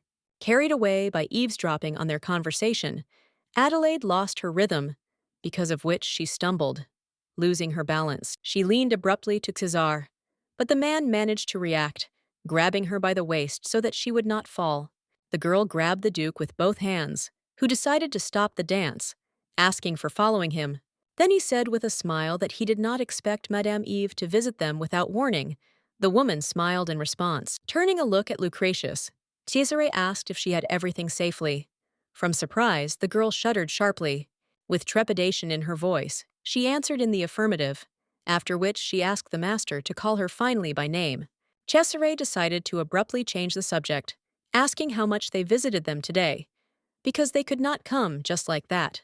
Eve replied that she was looking for a lady who could help Adelaide with preparation for the debut, and Lucretius agreed. She met her quite by accident and talked, as a result of which they came to this general decision. The man with a smile replied that she really did not understand that her grandson preferred physical contact, not conversation. Adelaida was shocked that this man behaved so even before his own grandmother, who asked him to marry. Suddenly, the chairman smiled, remembering that Lady Lucretia is very skilled in dancing, which could help. Then she invited them to dance together, while Adelaide could study, and by example, looking from the side. Lucretia replied that she was flattering her, but destroys the Adelaide for the sake of Lady. Then she agrees to help her. At that very moment, she turned towards the girl, said that she wants to help her. But this look strained her. She remembered their first meeting, and with the same expression on her face, she wanted heaven and dew to protect her from the killers. Adelaide was frightened, but Cesare stood in front of her, said that if such a will is the will of Eve, then he must follow her. Then the man with a dissatisfied look extended the hand of Lucretia and invited her to start. She agreed with trepidation. After that, Adelaide stood next to the chairman, watching how the couple went out to her free place. Meanwhile, the woman again decided to ask if they had no connection, Cesare, to be sure. Without any hesitation, the girl replied that they only had a connection between her brother and sister, and there could be nothing more. With a serious look, Eve asked why then Cesare to worry about her, but the girl did not find what to answer. She only watched how the Duke was spinning in a dance with Lucretia, but his face did not express satisfaction. Thinking how to answer the chairman's question, Adelaida said that she was the younger sister of Cesare. When Cesare and Lucretia finished, the man asked to let her go, but she apologized, because the forces suddenly left her. Eve wrote that it was excellent, and they looked great, after which she asked when there would be a wedding. The girl was indicatively embarrassed, thanking Madame for her attention, but she was embarrassed next to Cesare.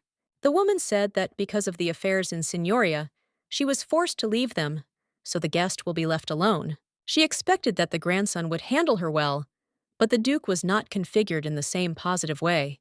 In the end, she asked to treat her with dinner, because she trusts her beloved grandson, after which she went to the exit. When the chairman left, Cesare lit a cigar to prepare for the conversation that he decided to conduct. With a dissatisfied look, he went to Lucretius, asked if she had fun arranging such a performance. Without waiting for an answer, he followed. Whether she caught his eye too often recently, the girl was again embarrassed, looking into his eyes, and replied that she simply could not sit back, doing nothing. She then stated that she was just worried about him, after which her gaze darted towards the frowning Adelaide. The Duke decided to maintain his negative attitude towards Della Valle, saying that he did not need it, so enough. Lucretia, stuttering, asked if he wanted her to pretend, allegedly did not see how he voluntarily goes on inclined. Then the man decided to ask in response that the bad thing is that he is free and without obligation to meet with the ladies. The girl grabbed the dress, answering that she hoped that even if he behaved like that, but once she would definitely come to her senses. And she came here, overcoming shame, because she could no longer observe his endless whims, how he plunges deeper into the abyss of hell. But she saw that Cesare did not understand this, and could not understand her. Then, with tears in her eyes, Lucretia directly stated that she loved him, and she expected that these words could reach him. She cried again, said that if he could not answer now, she would wait for how much he would need.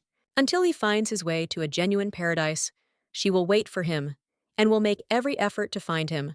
After all, the only person who loves him is precisely she, and no more woman can give him true happiness. Adelaide was surprised by such speeches. However, it turned out that Cesare simply listened to everything that she was talking about.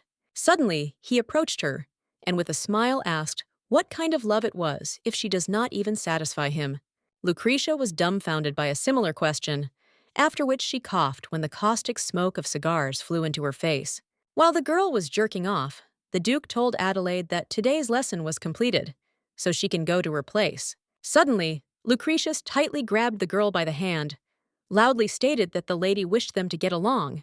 Then she added that he still could not argue with the words of the lady. Such a statement surprised the man. He threw a cigar to the floor, after which he quickly went to the girls, with an evil look hanging over them. He was about to rudely answer her, when suddenly Adelaide stopped him, because of which the Duke flinched and froze. She said that if he did not particularly object, she would also like to divide the meal with Lady Lucretia. Then she looked at the guest, added that they have something to discuss, so today she will be glad of her company. After half an hour, they sat at the dining table, but Cesare was not particularly pleased with the like. He glanced at the food, twisting a glass of wine, which he held in his hand all this time, not touched for food. Lucretia could not stand it, and with a smile asked if he had food, because he did not eat spoons in all this time. Cesare decided to go with an insidious way, answering with a smile that he was saturated only looking at how Adelaide was eating. A girl who until this moment did not give a sound, froze with a fork at her mouth, not knowing how to react to such. Lucretia also froze, noticing that the man's eyes moved to his sister, which looked like a challenge for her. Cutting the meat, her gaze also dug into Adelaide, who looked at them in surprise, completely bewildered. She decided to discharge the situation a little, asking her brother if he would allow her to accompany Lady Lucretia after the meal. She would really like to do it personally, without extra eyes, so that the ladies could calmly talk alone. The man frowned and thought, because the cleaner of the shoes for the first time asks for something, and the question concerns Lucretia. Having a sip of wine, he calmly replied that she could do whatever she wants. She politely thanked him. When the Duke finished his place, he said that he said goodbye to them here, because he already needs to go. Lucretius was surprised at his hasty care, but he said goodbye to her, adding that he hoped that they would not meet. Met off the table, the Duke asked Ajira to follow Adelaide, but to stay at a distance, not in the field of her vision. And he and Gigi decided to go upstairs to observe the ladies from there and their upcoming and interesting conversation. The secretary said that they had problems with the supply of materials necessary for the construction of galleons. When asked why, he replied that, apparently, this is the personal order of Queen Treveum. The Duke considered it suspiciously, but ordered the shipyard to work further on the schedule and did not leave him. He must also find some merchant who could not get a license. Gigi accepted the order. At the same time, Lucretia said that she was glad to meet her, after which he asked if she could visit her again. Adelaide politely replied that she also enjoyed meeting her and hoped to repeat her again. However, as for the next time, it is better for her to ask her brother about this to give her permission, meeting with her only to her joy. And yet the word of her brother is higher than her pleasure, especially since he is the main one. In response to this, Lucretia smiled sweetly. We will answer that the lady had already approved their rendezvous, so there is nothing to worry about. Adelaide calmly stated that even the lady should respect the will of the head of the Bonaparte clan, no matter who she was. The interlocutor replied that she wanted only to continue their precious meetings, and then asked if she had blushed somewhere. Or perhaps she believes that friendship between women cannot exist, as people say. Adelaida replied that it might, as it seemed to her. Today she was very diligent in front of the Duke. She worked very much on her brother's relationship than friendship with her. It was even too obvious. Lucretia asked why she said so, because she wanted to make friendship with her, even though she might seem different. However, due to the fact that she was a little embarrassed, she only wanted Mr. Cesare to contribute to this. Adelaide frowned, after which she recalled that she said that she loves her brother, and she could not deny these words. In this case, it would not be the best decision to win his heart instead of trying to get rid of it. The men who watched this smiled when Adelaide added that her disappearance does not guarantee them. Cesare, through laughter, said that Lucretia must have never heard about his address of such honest words in his life. The indignant girl asked if she was holding her behind the fool, because she had just lifted her to the men in front of the men. And she also stated that, not being able to get the love of the master, she could only harass his girls. Cesare noticed that, it turns out, Lucretia understands everything perfectly, and Gigi asked him to speak quieter. Adelaide said that she tried to convey to her only one thing, that she doesn't matter what she thinks or does in relation to her. She will still be here anyway, while her older brother wants, so she does not need to show her teeth. The interlocutor got angry, asked what it says, and how it can be so unfounded to blame a person. Keeping a calm face, Adelaida said that, frankly, she did not want to interfere with their brother with her brother. I don't know how this situation is seen, but between him and her, really the usual relationship of her brother and sister. After these words, a pause came, during which only a breath of wind and tension in the air was heard. Suddenly, Lucretia said that last time she personally watched how they get along very well, and even too much. Adelaida replied that then a small incident almost happened. Therefore, his brother showed a little more attention to her. If you did not happen, then the brother would have no reason for concern, but this still happened. Because she is just a suddenly declared younger sister for him, but nothing more connects them. Moreover, this sister will soon get married, so she should not worry that her lover would be taken away. She added that her older brother is a very incredible person, and they are perfect with him. Whoever her respected older brother meets, it has nothing to do with her, whoever says anything. Meanwhile, Cesare, smoking a cigar, recalled all the events related to Adelaide when he was nearby. Having made a puff, he asked himself why it became so filthy in his soul, although he had not previously worried about this. A little later, Lucretius turned to Annis when they had already driven from the mansion to a decent distance. She asked if it was true that Adelaide would help to arrange private meetings with Mr. Cesare of his own free will. The maid thought for a few seconds, after which she suggested that it was just an attempt to calm her down. Lucretia began to ponder her words, saying that her gaze told her about something else, and he seemed sincere to her. That look, perhaps. Adelaide really does not like Cesare, but do not finally write it off. After all, as possible, her whole body is trembling, even when she just stands next to him, and she is so calm. Suddenly, Anissa asked if there would be a good idea to convict Adelaide's true face in a social society. Lucretia, without hesitation, replied that then the master would definitely push her away, that their relationship would finally shake. The girl smiled and put her hand on her chest, that now everything is fine, and she slightly annoyed Mr. Cesare, so she can carefully and unobtrusively get closer to him, even if her heart hurts, for the sake of their bright future.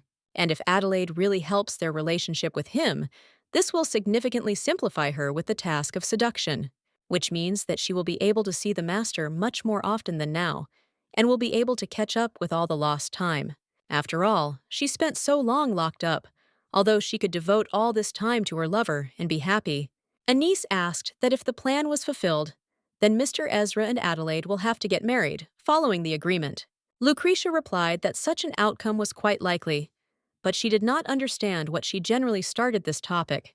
The maid said that she was not of noble origin, so that such a person would play a wedding with the master. The girl realized what was being discussed, after which she smiled, said that this was the business of the brother of Ezra, not her. In addition, Lady Adelaide looks like a noble lady, so there are no problems between their relationship. But it is more important whether she will be able to get to Caesar now that there are no contractual obligations between them. If he takes some actions, then she drags a different method, but it will still be with him, one way or another. Therefore, Anise should also keep the origin of Lady Adelaide a secret until they themselves reveal this. In addition, if she really is a person who was brought from the outside, then in the end, it should not be worried about it. The maid looked inquiringly at the mistress, but she did not decide to explain what exactly she had in mind, saying it. Some time later, Caesar decided to write a letter to his dear younger sister, explaining something. He wrote that he expresses deep regrets, because at the insistence of a family doctor, he will no longer be able to dance with her. Even if you collect all traps together, created by nature or art for the sake of weaving the human heart, he wants her to know. The joy of seeing them would be nothing compared to joy when he looks at her.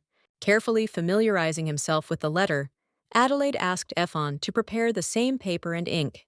Having brought the necessary, the maid added that she could also bring examples of letters for an answer. But it was not necessary. The girl explained that she also read Dante, so she could absolutely calmly respond to this letter. Then she wrote that the time spent with him was so happy that she could rise to the stars. But she knows that if she wishes you something more, then this will go against the will of the person that brought her here. In it, who without a drop of doubt took pity on his younger sister, so much mercy, complacency, and greatness, as if the whole virtue inherent in the creation of God gathered in it alone. In the end, she put her signature.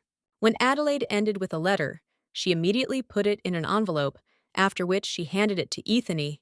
The maid was surprised to notice that she made a response so quickly, because of which the girl froze sharply.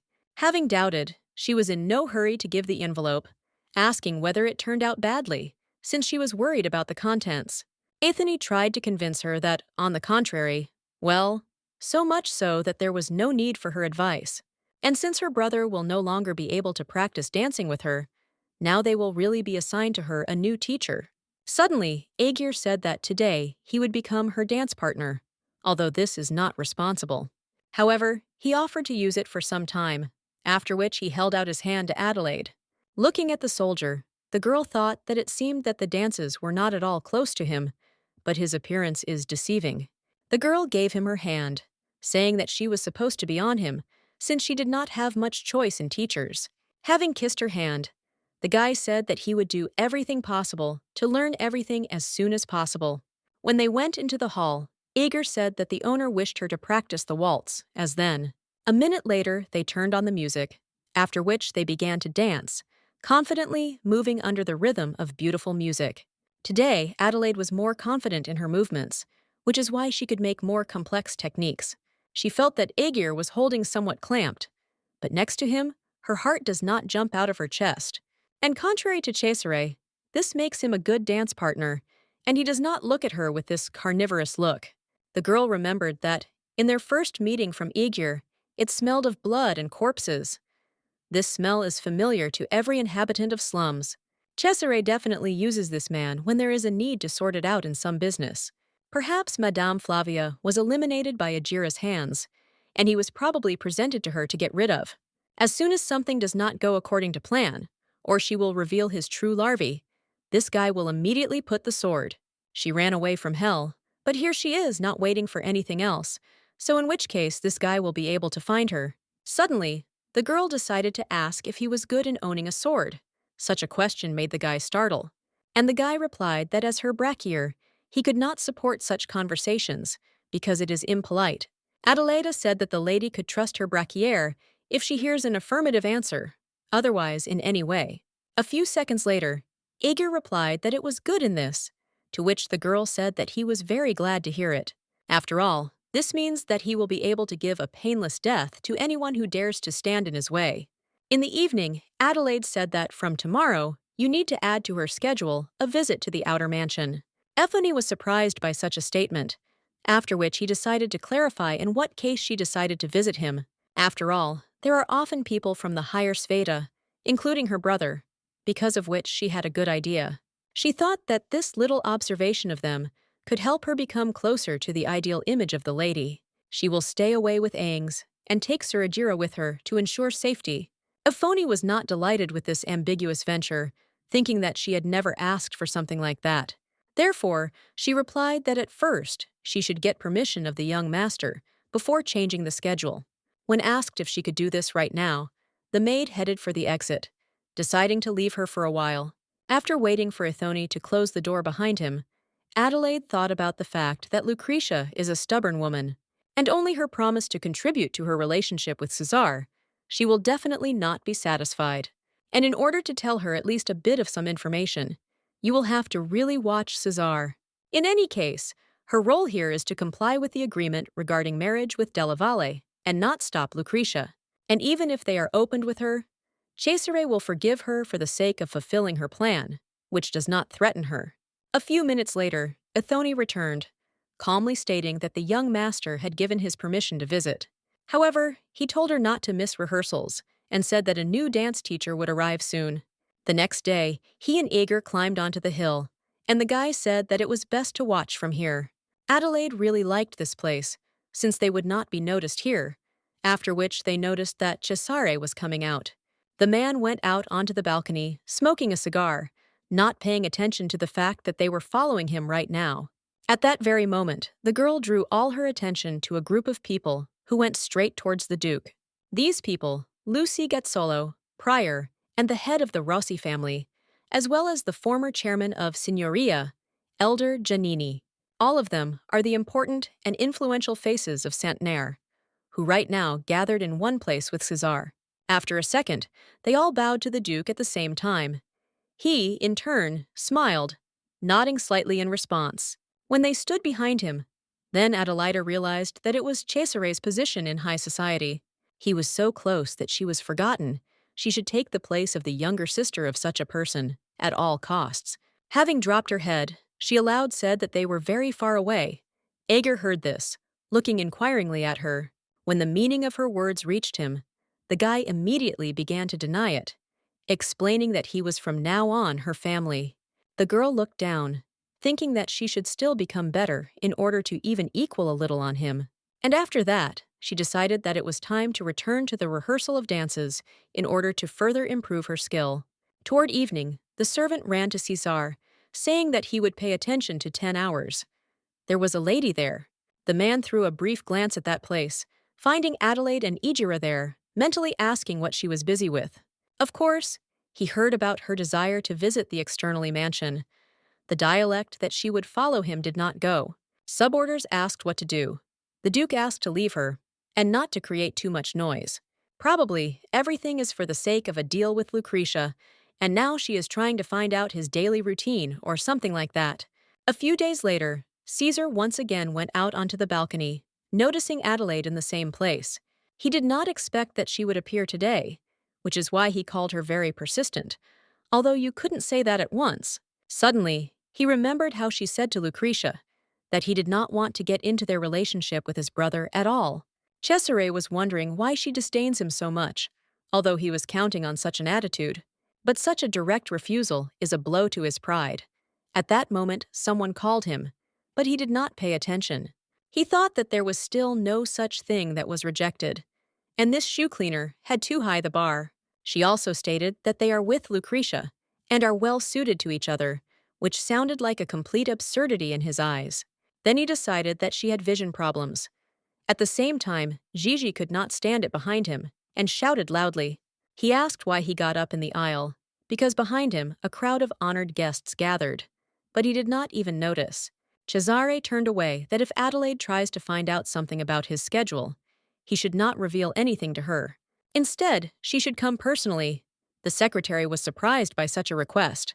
However, she agreed without question. Sometime later, he was lying in bed. I recall how a phony reported to him about the schedule of Adelaide. She said that, recently, the lady has been engaged in learning with all the dedication, although he was looking for meetings with him during the day. Aguirre said that when he leaves for the zone forbidden for the lady, she practices dancing with him, making successes. The waltz is already perfectly given to her, which very much surprised the Duke, who remembered her clumsy movements. In his head, memories of their dance immediately broke out, and how the girls were uncomfortable next to him. The man decided that after all she lied, saying that she was not interested in him, although she did it quite skillfully. Perhaps the deal with Lucretia was concluded, only to take the eyes, so that even he could not suspect anything. The next day, Gigi said that he was ready to voice today's report. Cesare asked about the situation with Trevem. The secretary replied that they had not yet received an answer. Cesare asked who decided that he was daring to dominate the sea. Gigi changed the subject, saying that the lady was really interested in his schedule. As he was interested, he said that he could not tell anything from security reasons and recommended that he personally turn to him. But whether she will come to him the first when I expresses my hostility, you can simply offer her to have lunch. But at the same moment, a knock was heard, after which Adelaide herself entered, surprising the Duke. As soon as Gigi noticed the girl, his eyes immediately lit up, because he could not hide his delight from her. He was about to run in her direction, but Cesare managed to grab him by the scrotch, after which he pulled him to him. The man smiled, greeted his sister, not expecting her soon visit, but quickly orientated himself. He decided to ask what fate she is here, even without a preliminary notice, as it should be. Before the girl answered something, the Duke noticed her uncertain appearance and running eyes that did not meet with him. An awkward tone of Adelaide wanted to know if he had a free time tomorrow to spend it together. After all, sometimes as his younger sister, she wants to share with him the plots of everyday life and communicate more. Cesare smiled, realizing that it was an impudent lie, after which he decided to ask about the plots of everyday life. The girl said that if you go to a place where there are a lot of noble people, this will help her in improving skills. The man suggested that she wants to arrange a meeting with Lucretia, but this could not be an accurate guess. Then he smiled, saying that he had one good place in mind that she should really like. Adelaide shuddered, answering that if it was an excessive problem and she forces him, then it could wait. The Duke interrupted her, saying that today at midnight he would fulfill her desire, but for now she can safely prepare. The girl was surprised at this time, not knowing whether Lucretia could arrive at the place at such a later time. She decided to ask where they would go, because she needed to report the meeting place in advance. Crossing his arms over his chest, Cesare grinned, said that if you report in advance, it would not be very interesting. Toward evening, Gigi asked if he really intends to take the lady to that place, even though now he could not object. Cesare, standing in front of the carriage, replied that if he wanted to dissuade him, then it was necessary to do it much earlier. The guy replied that although she grew up in the slums of Camorra, she was putting up under the man, and therefore naive. At the same second, Adelaide, dressed in an evening black dress, was facing him, asking where they were going. The Duke did not even look at her, answering that they were going to a good place, after which he hurried her to quickly sit down. The girl shuddered. Suppose he was going to sell her. Such a statement was seriously surprised by the man. Then he smiled, said that he was already doubting that she was from Camorra. Adelaide did not understand the meaning of his words.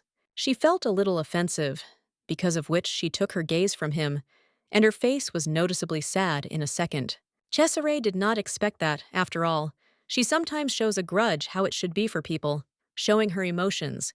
The man said that even if he was lucky for sale, if it should be worried, since she is a product, he will sell it Ezra or in any other place. The difference is not very large, since they agreed on this in advance. Adelaide looked in surprise at the Duke, who only grinned maliciously, and it was not clear what he was thinking about. He then stated that, as it was not regrettable, but today they would only look inside out high society. At the same time, he will appreciate how much his younger sister approached the image of a lady who was so carefully studied. After that, he handed her a black mask, from which a button stuck, which he demanded to bite. The girl at first doubted, but did not have time to say anything, as Cesare forcibly put the mask to his face. Along with this, he asked her to hold tightly so as not to lose, because this mask is an incredibly important attribute. Half an hour later, they arrived at Delicia Street, to the Galliotto Club, near which a considerable number of people gathered. When the door swung open, Adelaide tried to understand where they were at all, and for what purpose it was here. Suddenly, she noticed that the rest of the people were also masked, deciding that this was some kind of closed club. They were met by a man in a mask of a plague doctor who recognized Cesare, saying that he had not visited them for a long time. The Duke replied that it happened, and the man said that he was still the owner of the club, so he must visit them more often. Then his gaze moved to the girl, after which he asked with interest that his companion had chosen Mask Moretta. Opening the door, he added that the night today would be long, but did not go into more detailed details. Letting them inside, the man wished them a sweet pastime, after which he closed the door behind them. When they went down to the very bottom, the eyes of the Adelaides widened from the shock when she saw what was happening here. At that very moment, all the visitors drank their views in it, forcing him to start, and saying that Moretta had come. The girl tried to understand what this Moretta means, whom everyone was talking about, because this name did not say anything to her. At that very moment, she realized that Cesare left her and disappeared, leaving in complete solitude to strangers. Suddenly, the waiter behind her, with interest and grin, stated that the gentleman chose to make a place. Adelaide did not understand what was being discussed when she was asked, not that she was not aware of the symbolism of the mask of Moretta. Then he explained that in order not to happen, she would not protest. She would only silently agree. In other words, it means that you are craving for desecration. The girl felt dozens of hands stretched to her. She felt greedy glances on herself, and the hands of those present from all sides were drawn to her, wanting to grab. Meanwhile, Aegir, who was next to Cesare, decided to ask whether to stop him. However, the man first did not answer. Continuing to watch, Adelaide tried to break out of his grip. Then he decided that they could continue, and after a couple of minutes, the girl could not stand it and fell to the floor. At that very moment, Cesare noticed her gaze, who said that she was not able to resist anymore. Suddenly, a man in a bird mask came up to him, with a smile said that, looking at this, as if you could go crazy. Such a statement seemed to inflict him, after which the Duke with anger threw a glass of alcohol into the guest. Then he ordered him to dump him, until he was cut off something. He, rubbing his head, immediately asked for forgiveness. At the same time, visitors continued to attempt to touch Adelaide, in order to defile it in this way. Cesare asked her to admit that all men were the same, but she did not see such a simple truth point blank. Therefore, now she can either sob humbly, or try to escape, or beg him for help. Having looked more closely, Cesare tried to understand why she was so trembling, but she was doing nothing. He thought that she could stand up and rush at them, as then at him, in an attempt to cut his throat. He remembered how he said that he was valued for one, how much his younger sister approached the image of a lady. It was her stupid gully, with whom he could not come to terms, so he told everyone that it was time to go to the lady. When the man ordered everyone to finish, the guests immediately began to move away from her, but Adelaide did not even move. Going down the stairs, Cesare explained that she herself wanted to see what was represented by high society.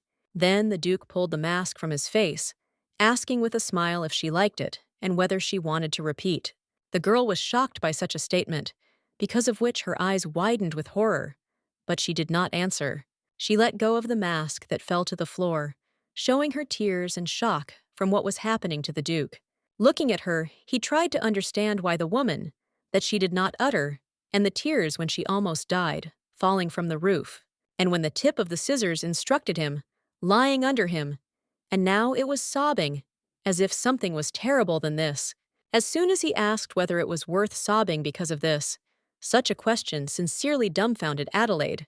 Without uttering a word, she rose from her seat, after which she walked to the exit, without waiting for a man. Ager immediately rushed forward, saying that he would accompany the lady, so the Duke could rely on him and not worry. Having received a silent consent, the soldier headed for the girl, while Cesare, frowning, watched them. Meanwhile, Adelaide ran into the lane and fell, guessing that he already knew everything, and the fact that she was following him. Apparently, so he tried to warn her, to show that he could not erupt her with just a slight impetus. When she was in the hall, at first she wanted to grab this bottle, swing, and kill them, not sparing about anything, but at the same time, she thought that it was still worth resisting to the very end, and not let them go to her. Remembering the words of Cesare, she firmly abandoned this thought, deciding that she should be completely as a lady. After all, if he behaves like a sister Cesare, as a true lady, someone will surely save her from them.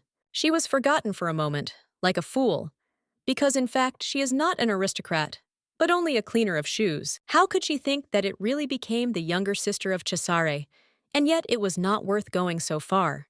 He could only scare slightly, and she would immediately remember her place of the shoe cleaner.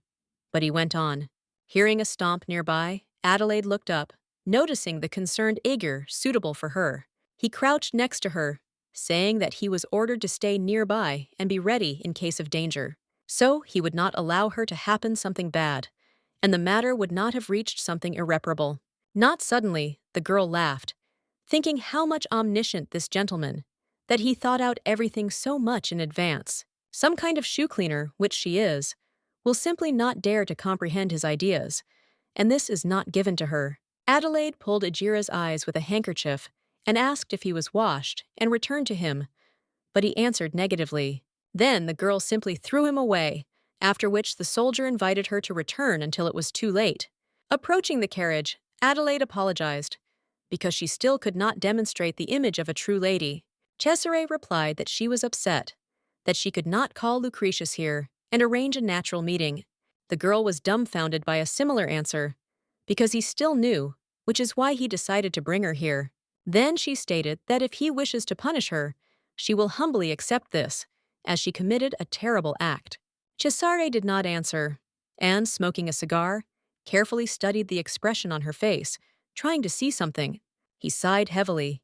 He turned around, after which he silently headed for the carriage, not announcing any punishment. When he returned home, he dreamed of the time when he, being a child, fled to the exit from the mansion and screamed. He tried to catch up with the departing carriage, in which his parents were sitting. He knew that he would never see them again. Realizing this, he fell to his knees, noticing how his tears dedicated to his parents began to drip to the ground. At that very moment, his grandmother approached him and sat down next to him, wanting to calm and encourage her grandson. She said hardly audibly and legibly that everyone should be able to accept, after which her voice began to dissolve. At that very moment, the man woke up, realizing that it was just a dream that aroused long-standing memories. Without making attempts to get up, the Duke said that again he dreamed of all nonsense, which only prevents him from thinking. A little later, Gigi decided to read his schedule for today so that he was aware of all the events. At 11 o'clock, he has a meeting with the head of the woolen arts, and after the afternoon, an official dinner with Lady Adelaide. Cesare shuddered, after which he asked with surprise, unless today was planned for lunch with Fort Duquesne. The secretary recalled that, not so long ago, he himself ordered to transfer this meeting, saying that he would have lunch with the lady better. Then he began to ask whether to cancel all this, because he heard that the lady cried a lot. Hearing this, the Duke grinned. The man decided to ask what is so important in several shed tears of an ordinary shoe cleaner. Gigi looked at him in surprise, after which he opened his mouth, deciding to bring arguments, but decided not to risk it. Cesare sharply glanced at him, after which he asked if he had something to say, because if so, let him lay it out as it is. With an awkward look, the guy smiled, answering that as a native of the slum of Kimor, he sympathized with the lady a little. He cannot even imagine what kind of place it is, and how miserable people can be without a family and money. All sins are collected in a place where human life does not cost anything and only greets everyone, and the one who could not even imagine how terrible it is, the first to die there, as if he did not want to survive. The Duke skeptically stated that there are no slums here, so such arguments would not reveal pity in it. The secretary replied that this became only woeful from this, since Hertz could understand her how she had to. He never managed to free himself from the shackles of that place, and even in this sparkling house he cannot find happiness. Adelaide most likely thinks about this, because she lived in a completely different world, very excellent from this.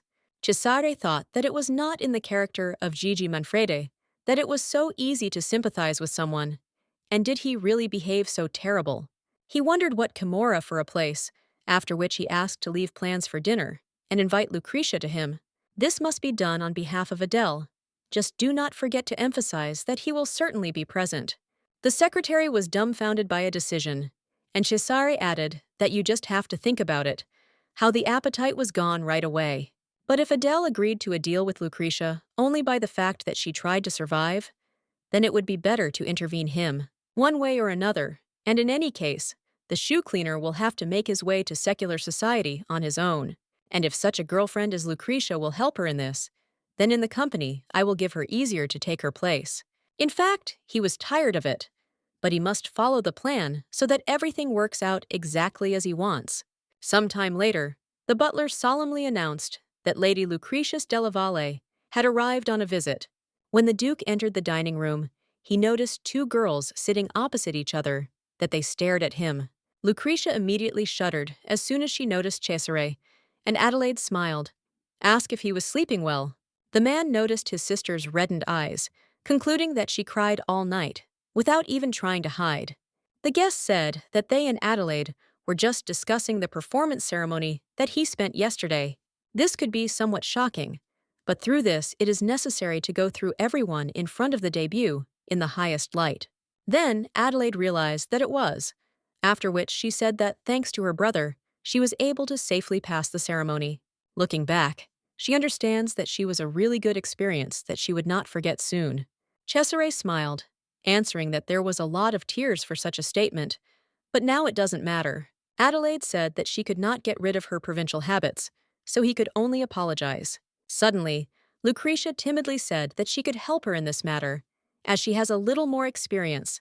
The Duke said that this was a great idea, and they could often meet in the mansion until Adelaide's debut. The girl with a smile replied that she was supposed to be, because if she could teach her, she would be very grateful. Such an answer was delighted by the guest, who was happy to learn that she could be useful for her lover. Then she asked, "Is it not for this to be needed by friends, to get together like this and share a friendly conversation?" Lucretia smiled slyly, telling Adelaide that it seems that they could build just excellent friendship. Cesare's sister answered her with a smile, agreeing with her proposal, pretending to sincerely want to make friends with her. The Duke smiled. I listened to their conversation, simultaneously thinking that everything was going on according to the plan, which raised his mood. A few minutes later, Adelaida finished with meals, although there was still a lot of food in her plate. Toward evening, standing by the carriage, Lucretia thanked Cesare for lunch and walking, saying that it was very cool. She also asked Adelaide not to worry, because she will certainly become a favorite in the top of the world she has provided to her. The Duke did not answer, thinking that it was necessary to make sure that it would be so, because now his plan was above all. Therefore, he decided to take a very bold step, going up to the guest and kissing her on the cheek, thereby dumbfounding her. Then the man looked into her eyes, asking him to step and be careful. Lucretius could not believe what was happening. She immediately blushed and began to say that she would definitely take care of Adelaide at the upcoming banquet. After farewell, the girl hurried to her carriage to take her breath from such close contact with Cesare. Adelaide thanked him for inviting Lucretia, because she just wanted to talk with her again. The man grimaced his teeth, after which he quickly headed for his sister, stopping close to her. He decided to find out what her problem was, but the girl answered in surprise that it was not understood what he was talking about. Hanging over her, he said in a more serious tone that he asks what this irritable attitude she shows. The girl smiled, answering that she would change if he reports that it was in her behavior that he did not like. Unable to stand it, Cesare asked if she was sick, but she did not answer anything, continuing to smile smugly. Then she replied that if he prefers such behavior, then she would be adapt. It began to get out of himself. Then he decided to ask again directly whether it was worth sobbing because of this when he heard this. Adelaide shuddered. The Duke mentally asked her to be angry or burst into tears, like yesterday, and in general to do at least something sharp, because whatever it will be better than this miserable parody of his younger sister, whom she now portrays. The girl said that he said everything correctly. She was very ashamed, but she reacted too sharply yesterday. Putting her hands on his shoulders, she smiled, asking him to forgive her one more time, since this would no longer happen again. She will correct every little thing in herself, which does not suit him, and will make every effort to live up to his expectations. Suddenly, Cesare smiled, asking with interest if such a task for his sister is easier. Adelaide smiled, answering that this was his order, which means she should try to do everything in her power. Turning away his head, he decided to take a chance to ask. If she tells the truth, he will fall into the bed if he orders. His eyes widened from shock when he heard an affirmative answer. The girl added that if he says, she would lie. This is such an obvious thought that he is amazed. Why he did not understand this before. Adele will connect himself with the Ezra. And he himself wanted this. A cleaner of the shoes, who instructed him scissors when he tumbled her on the bed. And the same cleaner of the shoes, who burst into tears only by the fact that, being in the crowd of people, she did not ask for help. And soon she will be with Ezra della Valle. Even if he does not want, he is forced to let her go, for the sake of fulfilling his plan. Suddenly, he pulled his hands out of her grip, saying that now she was acting simply disgusting, and it annoys. Adelaide was embarrassed by his reaction, because of which she looked down guiltily, trying not to look at him. After 15 minutes, she was in her chambers, when she suddenly staggered, feeling a slight weakness in her legs. Aegir immediately ran up to her, asking if everything was in order with her. She replied that everything was fine. However, in her head, an echoing was disgusting, because of which she bit her lip, realizing her mistake. She realized that nothing had changed at all, but smiled, offering Aegir to practice the waltz. After all, she had almost no time left to become a lady, therefore, without thinking twice, they immediately started a dance. A few days later, carriages began to drive up to the mansion. These were guests who arrived on the birthday of Cesare. One of the girls said that this damned procession was not moving at all, and it was quite annoying. Her friend was surprised to add that, it seems, this time there are even more guests than last year's festival. In another carriage, the man said that everyone arrived due to rumors about the debut of Adelaide. Everyone wants to congratulate her. But it is suspicious that all his life he did not have a younger sister, and then suddenly surfaced, right in front of the engagement. Rumors rolled all over Bella Stella Street. Supposedly, Cesare spent more than 5 billion gold on this girl. But he would have become so behaved if she had not been his relative, which looked quite logical. And recently, Lady Lucretia is increasingly happening in the mansion, but no one will tell you what they have there at all. However, today, everything will be revealed.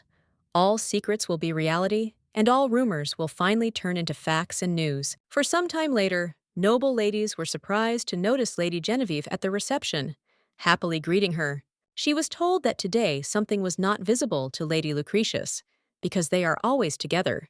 But she was also interested in it. She tried to understand where she was completely stumbled, so she also stated that she could not go with her.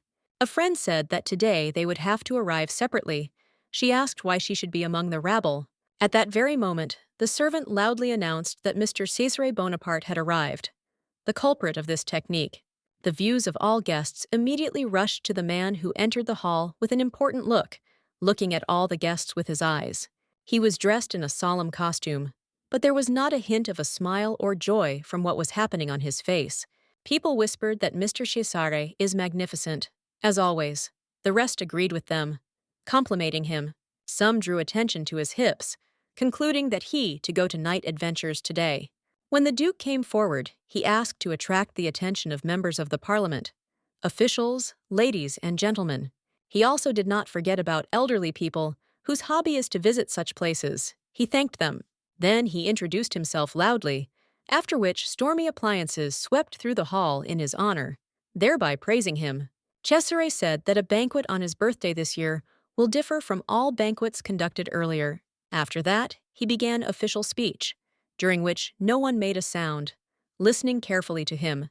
After a couple of minutes, he grinned that, after the tedious entrance word, they will go to the main thing. The guests immediately perked up when the Duke said that, as they probably heard, he has a younger sister. Therefore, at a banquet, more luxurious than usual, and he would like to take the opportunity and present it to them. Then she returned and waved her hand, asking to meet his younger sister, who arrived at them from afar. At that very moment, Adelaide entered the hall, who first drew everyone with her beauty and beautiful appearance. Meanwhile, Lady Genevieve angrily thought why he had not presented them such a beautiful girl before. When Adelaida sat on the sofa next to Lucretia, a crowd of people who wanted to chat immediately gathered around her. One of the young guys decided to take the floor first, asking if he heard correctly that she had arrived from Capolo. The girl answered in the affirmative, asking in response to whether he heard about this place. He decided to ask such a question. The guy replied that his distant relative had a villa there, and if he knew about her, he would have asked for a meeting. Adelaide said that only 3 months ago she was only a village girl, and he would not have spent time on her. The guy asked how she pretended to be a village with such and such elegance, because in the world there are things that you can't hide.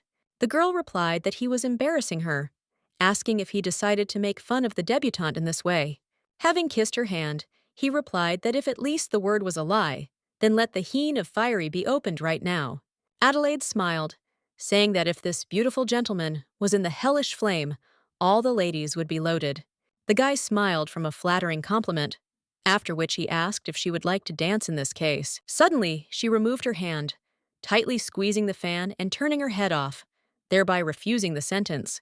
The young gentlemen were delighted with her reaction, because of which they blushed right away, and their eyes lit up with devotion. They thought how beautiful and elegant she was, and just a stunning lady appeared in a social society. The young guys thought that if she danced with them at least once, and if only he could at least once hug these shoulders. Lady Genevieve thought she was just frighteningly beautiful. It is not surprising that all men turned into puddles. However, she won't go like that. She needs to talk to her. After which she began to make her way through the crowd with an apology. However, people crowded very tightly, because of which it was very difficult for her to go forward. But she did not lose hope. Suddenly, Lucretius noticed her. With a smile said that this is really Lady Genevieve, whom she is very happy to see.